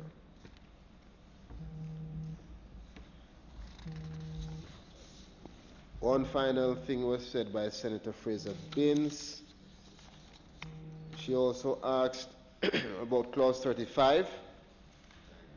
No, sorry, she said, she did ask generally. She said nowhere in the bill is there stated expressly that an individual will be entitled to pay back the money that they would have collected. And so she believed that the provision ought to be stated.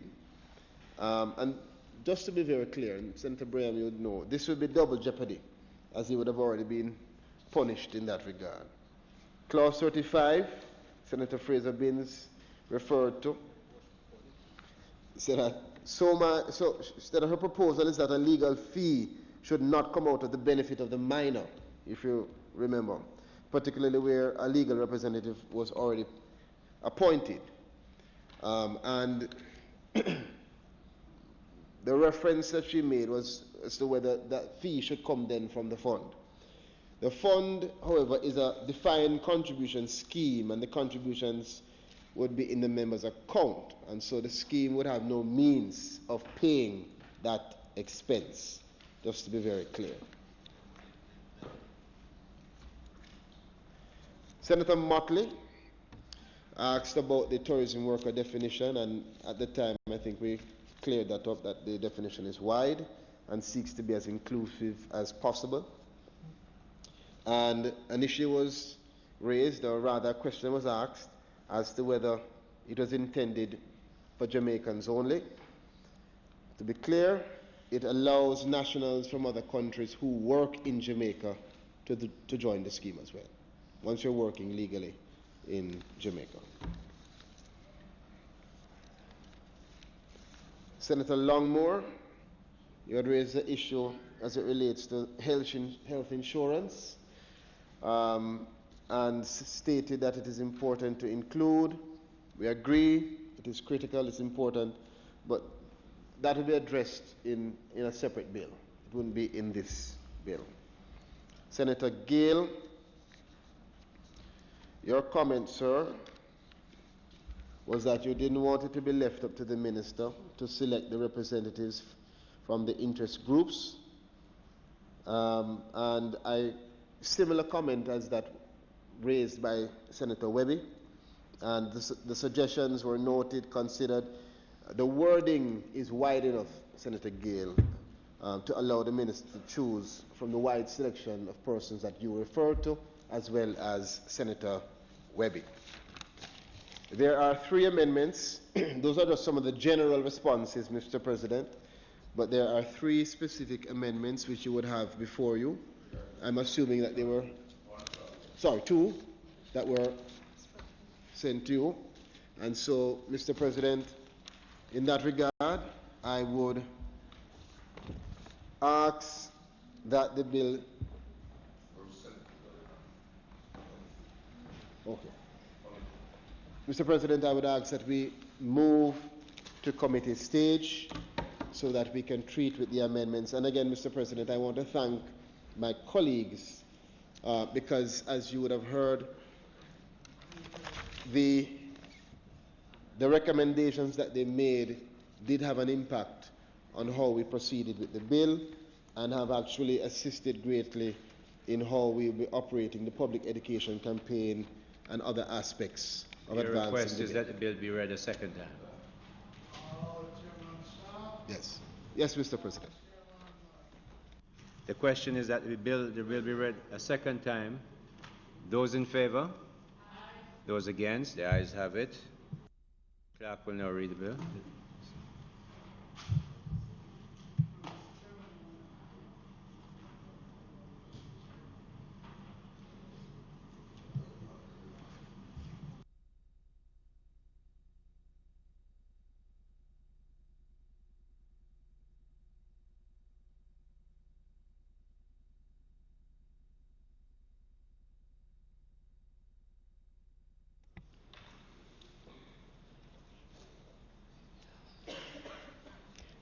A bill entitled An Act to Establish a Defined Contribution Pension Scheme for Tourism Workers and Self-Employed Tourism Workers, to be known as the Tourism Workers Pension Scheme, from which is to be paid retirement benefits in respect of each member and ancillary benefit member, and ancillary benefits for their beneficiaries and for other connected matters. Read a second time.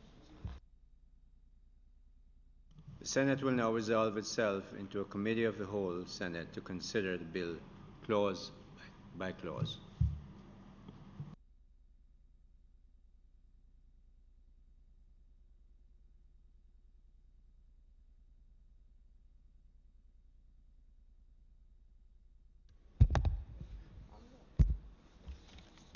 Mr. President, if I might, just, Chairman, in the interest of time, as we have no proposed amendments up until clause 62, if there is no objection, you perhaps could put the clauses on block.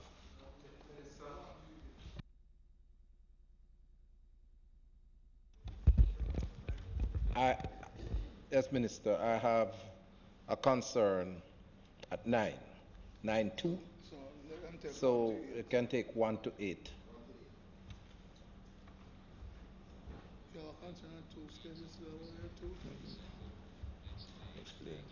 I put to you clauses part 1 extended it from clause 1 to clause 8. Those in favor? Those against? The ayes have it. Clause 9. Yes, Minister. And Minister, I took note of your response and the advice that have been given, but respectfully I disagree, because what they are advising you is reinforcement of what we in the community of persons with disabilities regard and recognize globally as well as the medical model of treating with disability issues. So if you use illness to cover or capture an individual who develops a disabling condition whilst attending work, or going to work, at work, or leaving work, which is an accident, you're treating it in that sort of medical perspective, and we are moving away from that situation. And respectfully, getting an accident and a disability as a result of an accident is not the same as an individual developing an illness, for example, diabetes or cancer or something like that. It's a totally different thing, and it wouldn't be appropriate to treat an individual who develops an accident, a disabling situation on the job. So you have it there, you have it, and Minister, I can tell you, in keeping with what I am aware of right now, in terms of the preparation of the codes of practice for persons with disabilities in the employment field, I mean, what I am proposing is in sync with where the thinking or the practice for persons with disabilities in the employment sphere. So I respectfully disagree with the approach, but would want to urge you, Minister, to the formulation that I have put forward to be considered and repeated. I think you've put forward the submission pretty clearly, and it's not too difficult to appreciate what you're saying. If you could, I don't know if you have a specific proposal. Well, you read the wording. So let me make a proposal. Okay. Chairman, what we could do, what might assist because as I said, Senator Brown, perhaps you don't even have to make a submission, because I think Senator Morris was pretty clear. No, he's putting the proposal. It's not hard. We could have, it is being proposed that after put it in B as due to ill health or a permanent disability. Yeah. Right? And I'm advised that that would also align to clause 31.2. You're going to keep that in B? Yes. Or you're going to do a new? No, we will keep it in B, because if you look on clause 30 sub 2, you see a provision that relates to due to ill health, and we would just put right here or a disability which is of a permanent nature. All right? So it works together. So it would be B would be due to ill health or permanent disability. Okay. I can work with that. And they'll also will make the consequent amendment to 32 as well. Thank you, Senator Morris.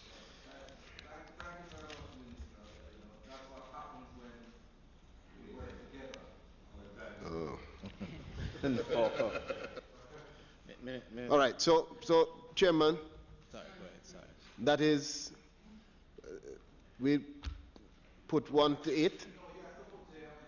Yes. That's 9. We're dealing with 9. We have an amendment to 9. Done 1 to 8. We have an amendment. Yes.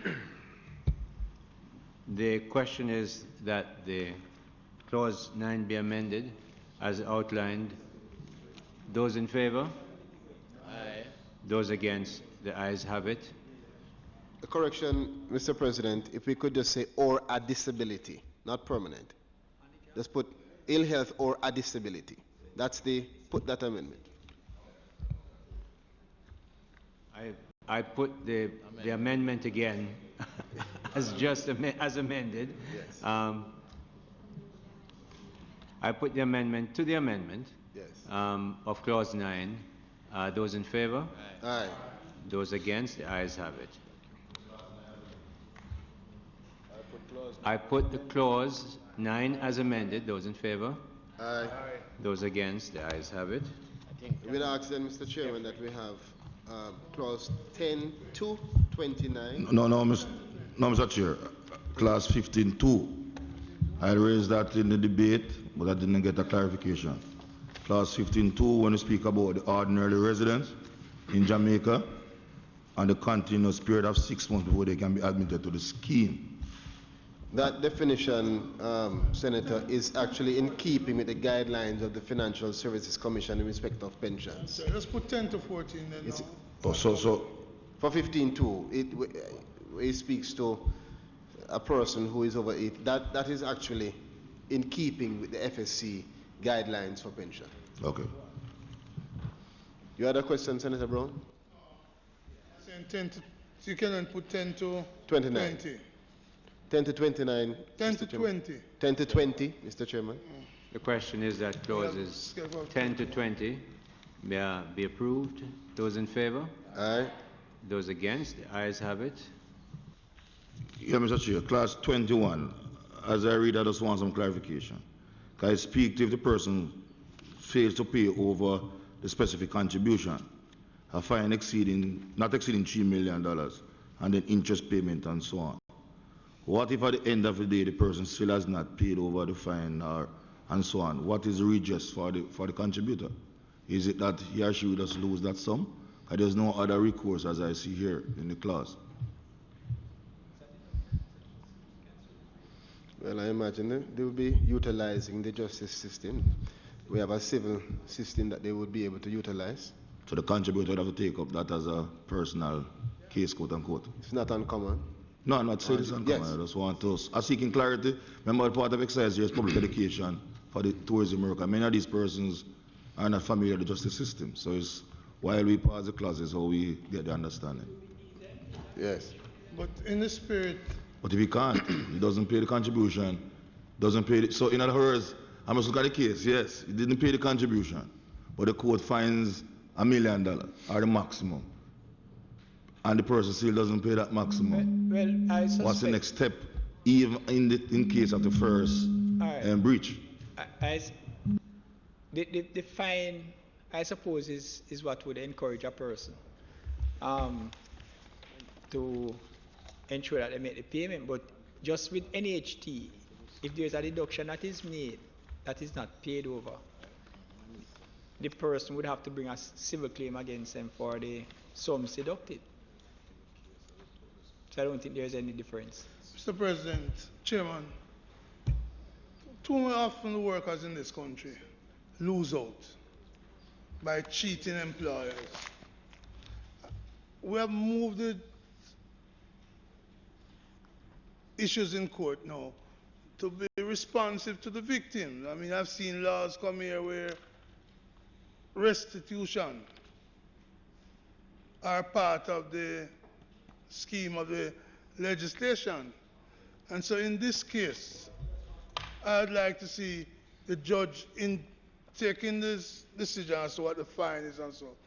Also consider restitution so that that worker who might have been working for 5 years, 6 years, 7 years and assuming that they are on pension, because at the end, they are not going to get any pension. So maybe the judges should take into account restitution, because that's part of our jurisprudence now. Let's protect the tourist workers in real sense. Sums that they would have deducted. Yeah, so they wouldn't have to just put it in there and not cause them to have to bring an action. Correct. Yeah, that sounds. You and I agree? Huh? You and I agree on the process. You and I agree on the payment. US dollars. Oh, yes. You agree with the payment of the US? Chairman. Remember I said it to you, Lambert. You say I agree with the payment of the US? No. Perhaps what we can do, Mr. President, since there's the miracle of agreement, is to move on so it can be considered adequately. And if we can move on to 22. Clarification on 22. It says the payment of mandatory contributions into the scheme by a tourism operator on behalf of a member or by a self-employed tourism worker shall cease, and it spells out the reasons. But in the case of a self-employed tourism worker, it's on retirement or upon death. But suppose you have a situation where that self-employed tourism worker is no longer in the business. Is it required that the man, it's not retirement because retirement speaks to a defined age. So would it be compelled for our mandatory for the tourism operator? No, he's no longer. No, he would no longer. You mean if the person no longer fits within the category of tourism worker? As a self-employed, because it only speaks to on retirement or death. And he's now a building contract. So whether the movement out of the category would cause them to no longer be able to participate in the pension scheme. And also for the operator to contribute to the scheme. Well, in the terms of the self-employed, the operator would be the self-employed person. There wouldn't be. There would be no operator to partner with that self-employed person. But I get what you're saying. You're asking whether or not a self-employed person still within the category of age who has moved out of being within tourism, if that would be an automatic cessation as similar to on retirement or upon death. Does it allow you to carry over to another scheme? Yeah, Is but it there? this is the operator.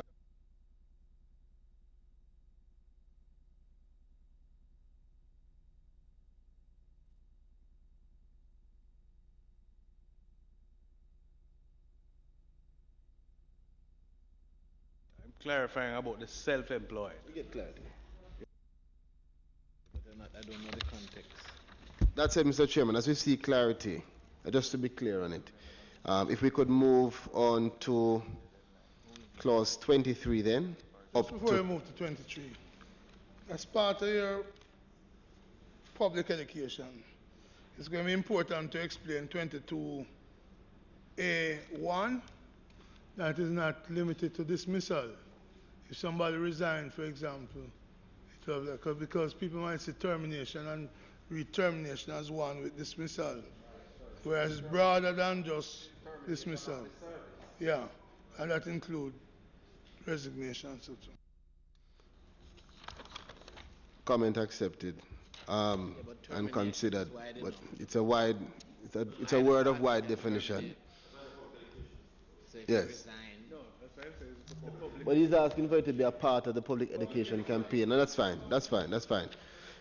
No, I'm just Mr. Chairman, clauses 23 to 29, because we have a proposed amendment to clause 30. We're coming back to 21 and 22. The question is that we approve clauses 23 to 29, did you say? 23 to 29, those in favor? Those against, the ayes have it. The proposal for clause 30 is in subsection 2, subsequent to the word health, to add due to ill health and a disability. A disability.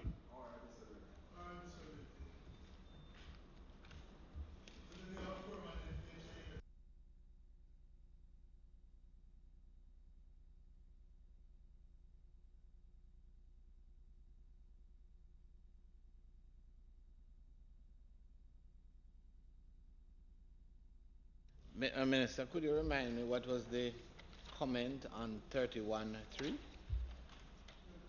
3. Sorry. I'm sorry. We're at 30. Yes.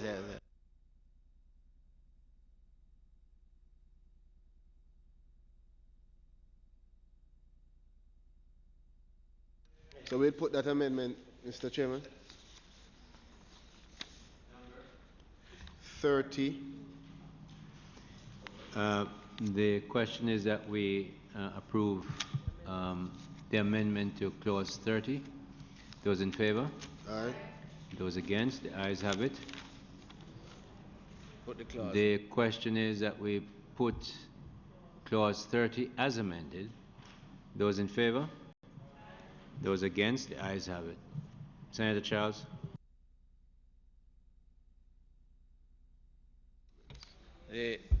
No. 31.3 is an issue that I have. And I wanted well, that's how it goes. The board shall, upon purchasing an annuity, securing a pension, or upon the payment of a lump sum, require the member or the beneficiary, as the case may be, to duly execute a form of release and discharge. And this is where the rub is. Releasing the trustee, their agents and employees from all actions, accounts, claims, and demands whatsoever arising directly or indirectly upon under the scheme in relation to the said member or the beneficiary, as the case may be. And I was saying that I didn't understand why the person who is already entitled has to release everything under God's name to get what he's entitled to. And I wanted the technical people to comment.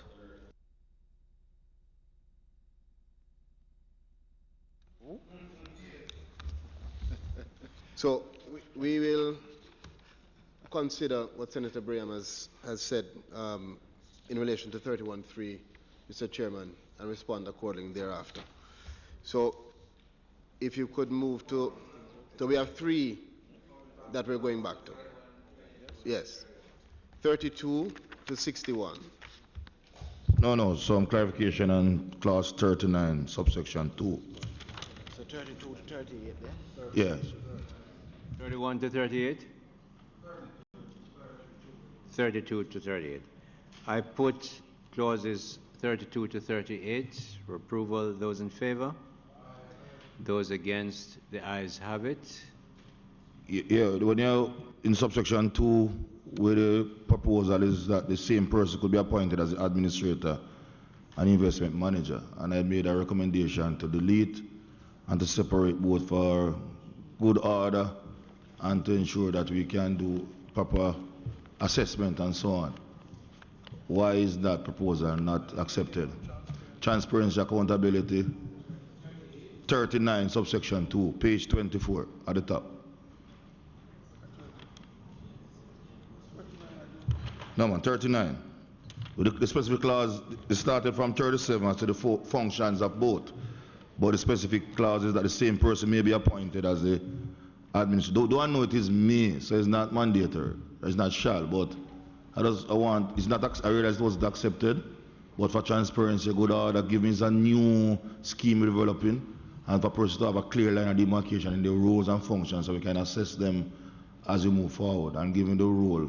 So just some clarity. Well, I can't answer for the minister, but speaking for myself. The minister didn't accept it first, so let me hear his rationale, then you can support him. It's actually a point which I thought was clarified at the last instance, because we did indicate that it is not unusual for persons who have a skill set to attend to both of those functions. And that actually happens in our current situation in the financial services here in Jamaica quite often. It's not unusual. Well, I know, but my thinking was given that is we are entering a new era, but I won't believe at the point. I accept it. Does that mean cost? But sometimes saving the cost to get a high level of inefficiency and end up being more expensive than what you had budgeted for. But I won't believe at the point. In which case? We're at 32, Mr. Chairman, and if there are no issues, then we can move. 32?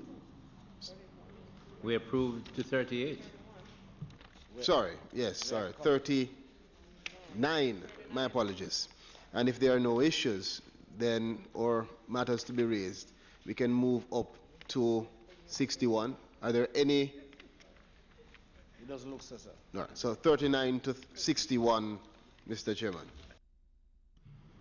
I put clauses 31 to 69 for approval. Those in favor? 39 to 61. That is absolutely right. I put clauses 39 to 61 for approval. Those in favor? Those against? The ayes have it.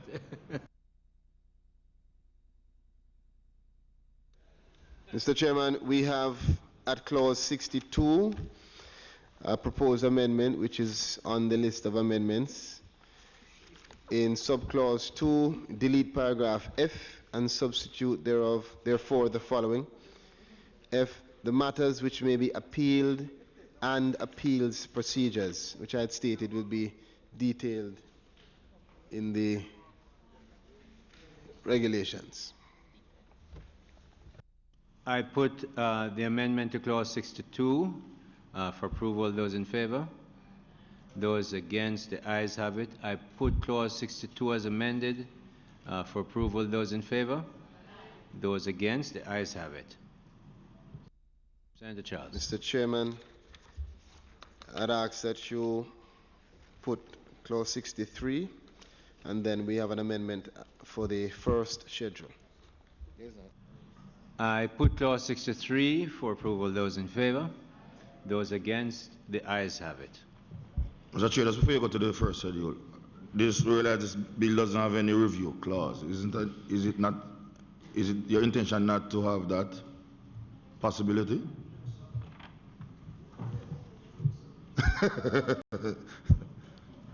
But given the fact that this is a new bill, it's a new scheme for a new category, for a category worker, which is the first time, and you and I know that sometimes with the best intention of a bill becomes a law, you really see the issues when you go to implementation stage, and therefore if you don't have that, I know you can have amendments, but to the bill, but sometimes over a period of time, a review is always good. So I did ask, and I thought we had dealt with this at the last instance too, which is why I didn't mention it. Because if you recall, it was highlighted that it is intended to be a private sector scheme with minimal intervention from the government, and in light of that, the review clause wasn't necessary. Well, I would still propose, and given the fact that you don't have the regulation as yet, and we don't even know when the regulation comes, and it's really the regulation that will drive the implementation yes. process. And we mentioned so while that I have that as the objective, I mean, I would propose as a caution, you don't have to do it, but at least let the bill speak to it, so if you so determine, you have the legal framework in which to move towards that. Just telling you as was advised that it's not necessary, and that the regulations, the efforts that are being made are for the regulations to be expedited as efficiently as possible.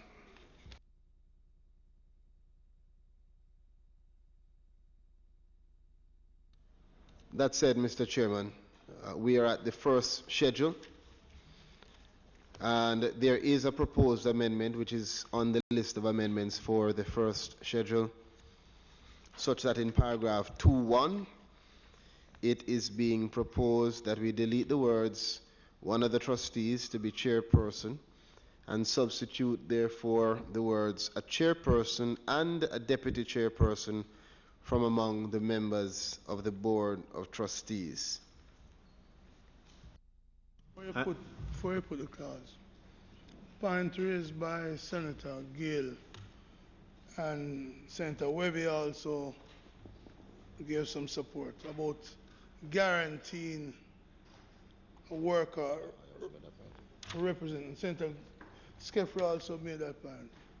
You have said that the clause is open wide enough to allow for it to be done. Can the government give to the senator an assurance that it will be done, that the representative of the workers would be placed on the trustee board?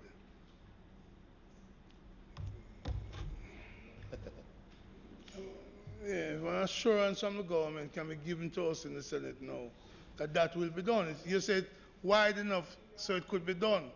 Sorry, Charlie? So what I'm saying, we'd love to have an assurance that not only that it could be done, but it will be done, even though it's not written there. Because that's what we'd ask for. If you don't write it in, at least give us the assurance that it will be done. Well, the only assurance that I could give, Mr. Minister, how would you maintain that situation, Senator Brown, without... Maintain it going forward? Yes, going forward, without an amendment. No, because... You are predicting that will be government for... If the government gives the Senate, if the government gives the Senate its word, I would expect that all government would be would honor its word, and that I am probably giving. I want to give more to your government today than some others would give. Yes, but and to say that if you tell us you will do it, you're going to do it. But I appreciate this, and remember that you have you have Peter 1 and Peter 2. You know, we're not certain what is happening. So. Let me explain to you. Whether Peter 1 or Peter 2, the People's National Party government will, as we have done in the past, put workers there, as we did at Housing Trust, as we do for ESOP, as we do on worker participation model. So what I'm urging you to do is do likewise. Yeah, but I'm just trying to see, without an amendment. Put it in the law. But you don't want it at the moment in that. He's not suggesting that. Huh? You're not suggesting that. It was suggested. No, it was suggested. Not accepted. The government has said. I understand what it is. I'm just going by what you have said and ask about how you guarantee going forward. I don't want us to agree on anything else. That's the problem. What we're saying is this. If the government can give an assurance, we're not changing the law, but as policy we're going to put a worker representative. The union affiliated to the government has asked for it. The private sector man and the government side have said is a good suggestion. The rural man on my side has said so. Eh? What I think, Senator Brown, the principle as stated by you, stated by Senator Gale, affirmed by Senator Webby is one which will be considered by the minister in his determination of the composition of the board. And I wouldn't want to stay here and give an undertaking that the minister is going to specifically place this particular. Could I just make a suggestion? I take what you say, but could I urge you, since when it leaves here, it goes back to the place where the minister is. Could you urge on the minister to, as a policy statement, when it goes to the other place, just to say that? Well, I'm certain that the minister who watches the proceedings, and probably is watching, is taking into consideration. No, he considers you very important. All right. I'm sure he's taking into consideration In light of everything that, let you're me saying. make an appeal to the minister who is watching. Dear Minister Barclay, dear Minister Barclay, we ask when it comes to the House that you make a statement to the effect that it is your intention to put a worker representative on the trustee board, certainly for the first couple of years. As I said, I'm sure it is the minister's intention to compose the board in such a way that it is responsible and in accordance with the law. But let us... So, Mr. Chairman, there's a proposed amendment, as we said a while ago, in relation to substituting the word trustee to be a chairperson with a chairperson and a deputy chairperson from among the members of the board of trustees. So if you could put that amendment, Mr. Chairman. I put the amendment to the first schedule as proposed. Those in favor?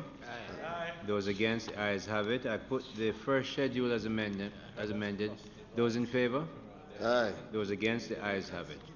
Mr. President, there's a second and third schedule. No proposed amendments to those. I put the first and second schedule.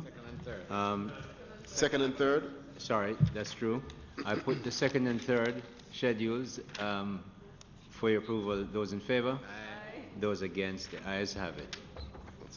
We do return to 21, 22, and 31. 1 second. Mr. Is that a fourth schedule? Mr. Chairman, if we could, your indulgence. No. Am I looking at the wrong thing? Wrong thing, yeah. Okay.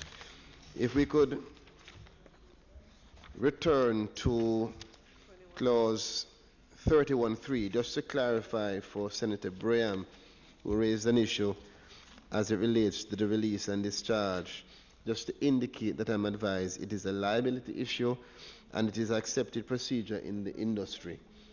And so that is there purely as a matter of protection. I know, but I just thought it was too much protection. Anyhow, I understand. I don't necessarily agree, but I understand. Mr. Chairman, it's an understanding, Senator. But Mr. Chairman, just to move again, if you could return to clause 22. Yeah, you're right, you're correct. If you could put clause 31, thank you, Senator. Just checking if you're You came back on the to ball. 31? Yeah. Ronnie, somehow I kind of agree with you. And my union, Connors always this so? I'm just come back here. My union people have always have a reservation about release and discharge and giving away everything. I share your view, and I'd love to hear what is the policy that drives, that demand of the people. Just as the point Sophia raised earlier, that you said, boy, the miner must pay the legal fee. You know, we have to look to see the reality. I just responded as to it being a liability issue and also being an accepted procedure in the industry. So, that regard, if we could put clause 31. All right, hold on. You see, the pension business is big people business. Big money business. That's why. That is exactly. So that's exactly why you have that. No, listen to me before you jump at it. The small people must be protected by the referee. And the referee is the parliament. And we can't be saying the workers sign away everything for the big money people. And we live with that and say, is the accepted norm. It is those accepted norms that why people like you, your father and I, and the rest of us, looking like us, have come here to defend those who look like us, oftentimes against those who don't look like us, but who have been making a rip-off all along. Sorry? Huh? No, let me put it this way. It's not just Jamaica. It's the same thing in America, in the health schemes and so forth. Somebody must come up and say, the whole way of ripping off people must stop. And that's what my presence and your presence is here to do. That is why we don't look like legislative council have passed. We look like those who are one generation, but from the Cane Peace. We have to defend the Cane Peace people then. If I could, Senator Brown, just to indicate that there has to be a balance in everything. And as this seeks to create protection, I don't think that in any way, I don't think that we discard, I don't believe that we discard what you're saying. And there are mechanisms that may not be detailed here, but that are available, that will be sufficient to protect the workers or all persons who might be impacted in this regard. But this is something which is an accepted procedure and which is required, particularly as this pension scheme is new and in its fledgling stage. And that is what the technical team has advised, this is why, and we understand it. This is why Senator Skeffel proposal for review, be it 5 years or so from now, would be useful, because we could see if somehow these tourism workers suffer. And I'm going to say something that my friend Ronnie that way like. Sometimes they have some lawyers who say, yeah man, make them sign out everything. Sign off everything. Even the buck toe what them did have in the workplace that caused the injury that Senator Gale explained in another committee. So, I hear what you're saying, but give me the review clause. Give me the review clause so we can come back and look and see if this has done damage to anybody over the time. We're going to come back on what? Here's the mic. No. Here's the mic. We're coming back to do a review of this legislation? I'm not going there. We treat with the review clause. I'm just saying, in general, my view is that our legislative process should cause us to be consistently reviewing legislation. That is why we are here. So it should even be 5 years. If we see an issue, we are the ones who should be reviewing it and putting amendments forward. But that's a different matter on a different day. The problem that we move the amendments and don't take different matter, different day. If we could, Mr. Chairman, put clause 31. No, there's no amendment. I put clause 31. Those in favor? Aye. Those against? The ayes have it. If we can move to clause 22, Mr. Chairman. 22B, a question was raised by Senator Gale, and there's an amendment that is being proposed to make it very clear. The amendment is, Mr. President, to insert at 22B 2, it will be firstly at 22B1 to delete the word or, and then at 22B2 to insert a semicolon or immediately after the word death, and then to insert a new paragraph, subsection 3, which would read, otherwise ceases to be a self-employed tourism worker. Senator Gale? I propose the same thing, because you have the words after, whichever comes first, which may push you out of sync. So maybe you want to take that amendment and make it one, and then make the retirement, etc. Don't upon that, the last two. I'm not understanding you. Go again. As it is written now, 22B, in the case of a self-employed tourism worker, and retirement are upon death, whichever comes first. But you're inserting something that would come well before either retirement or death. So whichever comes first can remain. It wouldn't be disjointed or affected in any way. It would still remain necessary. To say, whichever comes first, whether it is 1, 2, or 3. or ceases to be. Yeah. All right. All right. So if we could put the amendment, Mr. Chairman. I put the amendment to clause 22. Those in favor? Those against? The ayes have it. I put clause 22 as amended. Those in favor? Aye. Those against? The ayes have it. Mr. Chairman, there's an issue that was raised as it relates to clause 21, and I'm going to just crave your indulgence for me to speak to the technical team on that matter.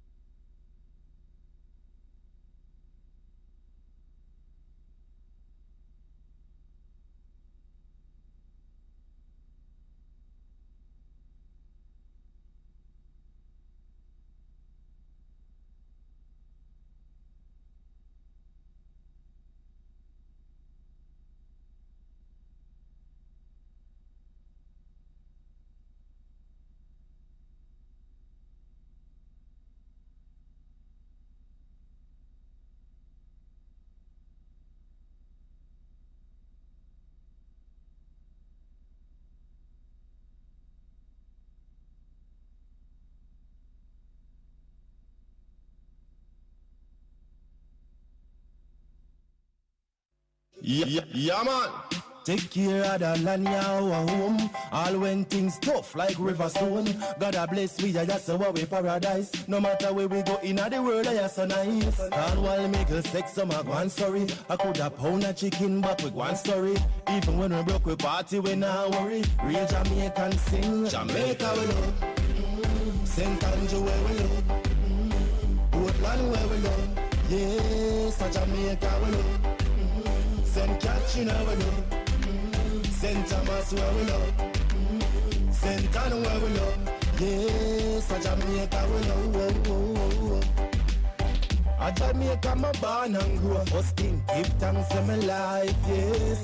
We've been through the drought and storm. Gilbert and Ivan, we still a stand strong. Tourists come enjoy yourself. Nobody worry about stress cause life goes on. White sand beach, that's how you for reach. Kick back a wall of time in the sun. Jamaica we love. St. Andrew where we love. Portland where we love. Yes, a Jamaica we love. St. Catherine where we love. St. Thomas where we love. St. Anne where we love. Yes, a Jamaica we love. Red stripe in a igloo with happy eyes. Oh. So just drink if you like. Some of salistics done up to the peak. Football, volleyball, some a play upon the beach. Every girl should both even bleachers. Home skin tattoo from far, you can't see it. Tourists a full jar, the vibe with white rum in a cup. Jamaica we love. St. Andrew where we love. Portland where we love. Yes, a Jamaica we love. St. Catherine where we love. St. Thomas where we love. St. Anne where we love. Yes, a Jamaica we love. Party done tour the place, my God. Seats, now we no better than here. Hope garden for the botanical life. Bob Marley Museum give you the cultural vibe. Rio Grande tranquility and peace. Bamboo rafting get fun with palm leaf. National dish of ackee and saltfish. Touch Westmoreland in a roast yam. Jamaica we love. St. Andrew where we love. Portland where we love. Yes, a Jamaica we love. St. Catherine where we love. St. Thomas where we love. St. Anne where we love. Yes, a Jamaica we love. Jamaica we love.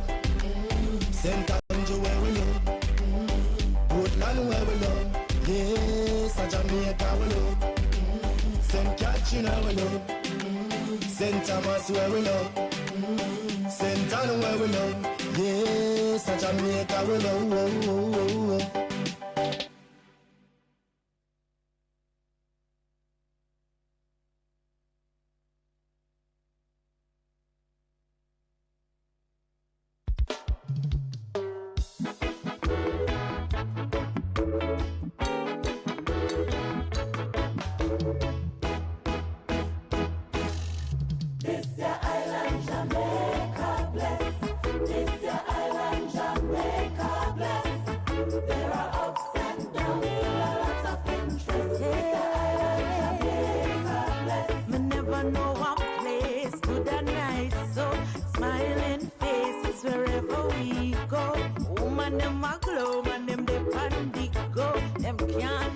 Why we vibes is so cool. The river just a go with the flow.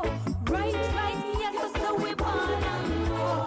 Anywhere we go, the whole world have been known. Yes, sir. Jamaica blessed. So we blessed. It's your island, Jamaica. We well blessed. There are ups and we up, we down.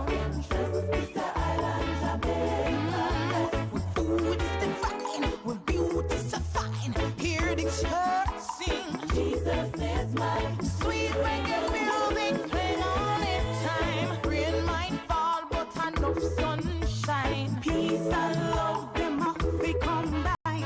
All the bad mind we left that. Let me show you around. The pleasure is mine. It's your island, Jamaica. Yeah. It's your island, Jamaica. We're blessed. There are ups and downs. Lots of interest. It's the island, Jamaica, blessed. No things are going about here that is wrong. Crime and violence are the major one. Not to mention the one called corruption. We not hide and talk when we sing this song. With the Father guidance and protection, we are gonna get rid of them one by one. We are gonna get rid of them one by one. Island, Jamaica, Jamaica bless. Jamaica bless. We island. Ups and downs, still a lot of interest. Mr. Island, Jamaica bless. To God be the glory for all He's done. On this little we call jam down. Now go back to where we brought we from. Run, come and make we have some fun. Independence, yes, the time come. Whether a yard or a foreign one, you know. Out of many, we are one. We are strong. From Jamaica, yes, we are strong. Jamaica, everybody join in, make we sing this one. What do you spy? I spy peace. Here we go. I spy prosperity. I spy production and progression. I spy pretty people. Jamaica. Yeah, yeah, yeah. We are the best. Yeah, yeah, yeah. Me love Jamaica. Praise for the better days. Praise for the better days. Praise.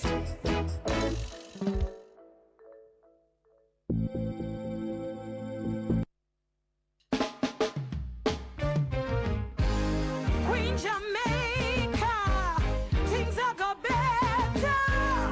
Why? Big up Queen Jamaica, smile cause you think oh, boy, nothing's bright and wonderful. Queen Jamaica, you're beautiful. Things are getting better. Smile cause you think oh, boy, nothing's bright and wonderful. Queen Jamaica, you're beautiful. We face many obstacles, but with God things are possible. We smile when they want us to frown, stand firm when we hold our ground. Resilient are us, though sometimes we force. Progress in our DNA, we proving this every day. I'm sure that you all agree. Won't you sing the sweet song with me? Big up Queen Jamaica, smile cause you think of whoa, nothing's bright and wonderful. Queen Jamaica, you're beautiful. Things are getting better. Smile cause you think of whoa, nothing's bright and wonderful. Queen Jamaica, you're beautiful. Foreign and no better rose. No place I come as the saying goes. Don't you be like them and those. Dashing them roots, blood oppose them oppose. The lowering of the crime rate. Good things they have to sell. 21. And there is a proposed amendment further to the recommendations made by senators. That amendment is to, in clause 21B, to delete the full stop and to insert a semicolon and the word and thereafter to insert next, after paragraph B as amended, a paragraph C with the words restitution in accordance with section 24 capital A of the Criminal Justice Administration Act. Full stop.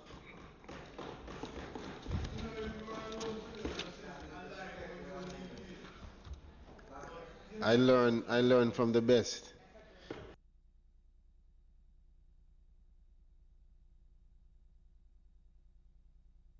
Is that the request?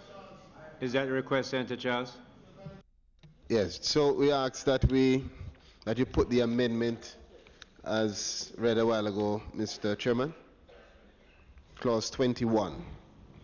I put the amendment to clause 21 as proposed. Those in favor? Those against? The ayes have it. I put the clause as amended. Clause 21 as amended. Clause 21 as amended. Those in favor? Aye. Those against? The ayes have it. Mr. Chairman, you have the memorandum. Oh, well, you don't take that. So that will be the end of it. The bill has to be read a third time.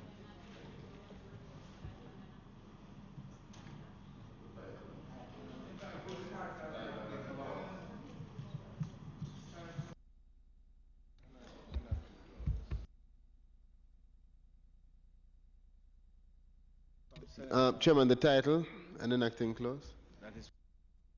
I put the title and enacting clause. Those in favor? Those against? The ayes have it. I put a question that I do report the bill as having passed committee stage with amendments. Those in favor?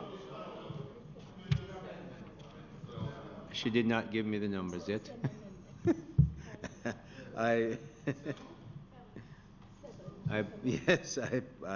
Questions that I do report the bill as having passed committee stage with 7 amendments. Those in favor? Those against? The ayes have it. I do report the bill as having passed committee stage with amendments. Senator Brown, you mean 7 amendments. With 7 amendments. Those in favor? Those against? The ayes have it.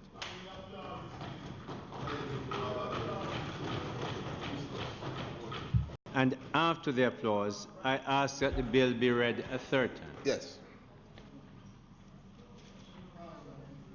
Asking that the bill be read a third time, Mr.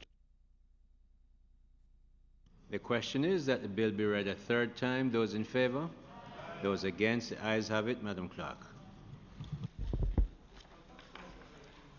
A bill entitled An Act to Establish a Defined Contribution Pension Scheme for Tourism Workers and Self-Employed Tourism Workers, to be known as the Tourism Workers Pension Scheme, from which is to be paid retirement benefits in respect of each member and ancillary benefits for their beneficiaries and for other connected matters, read a third time and passed.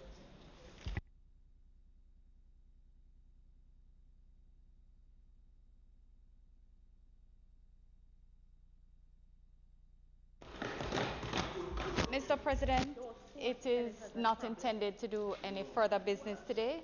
I ask that the Senate be adjourned for a date to be fixed.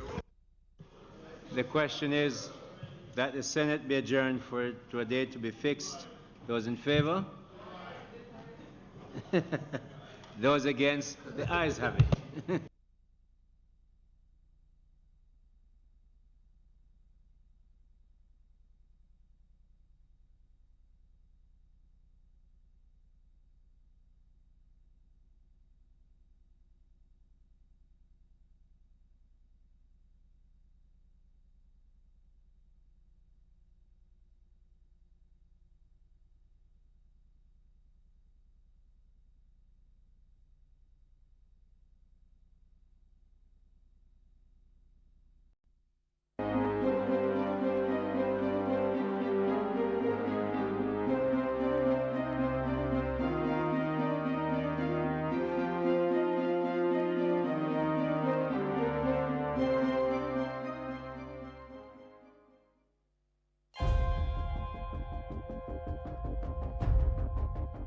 Sometimes it's a calm debate. We have the responsibility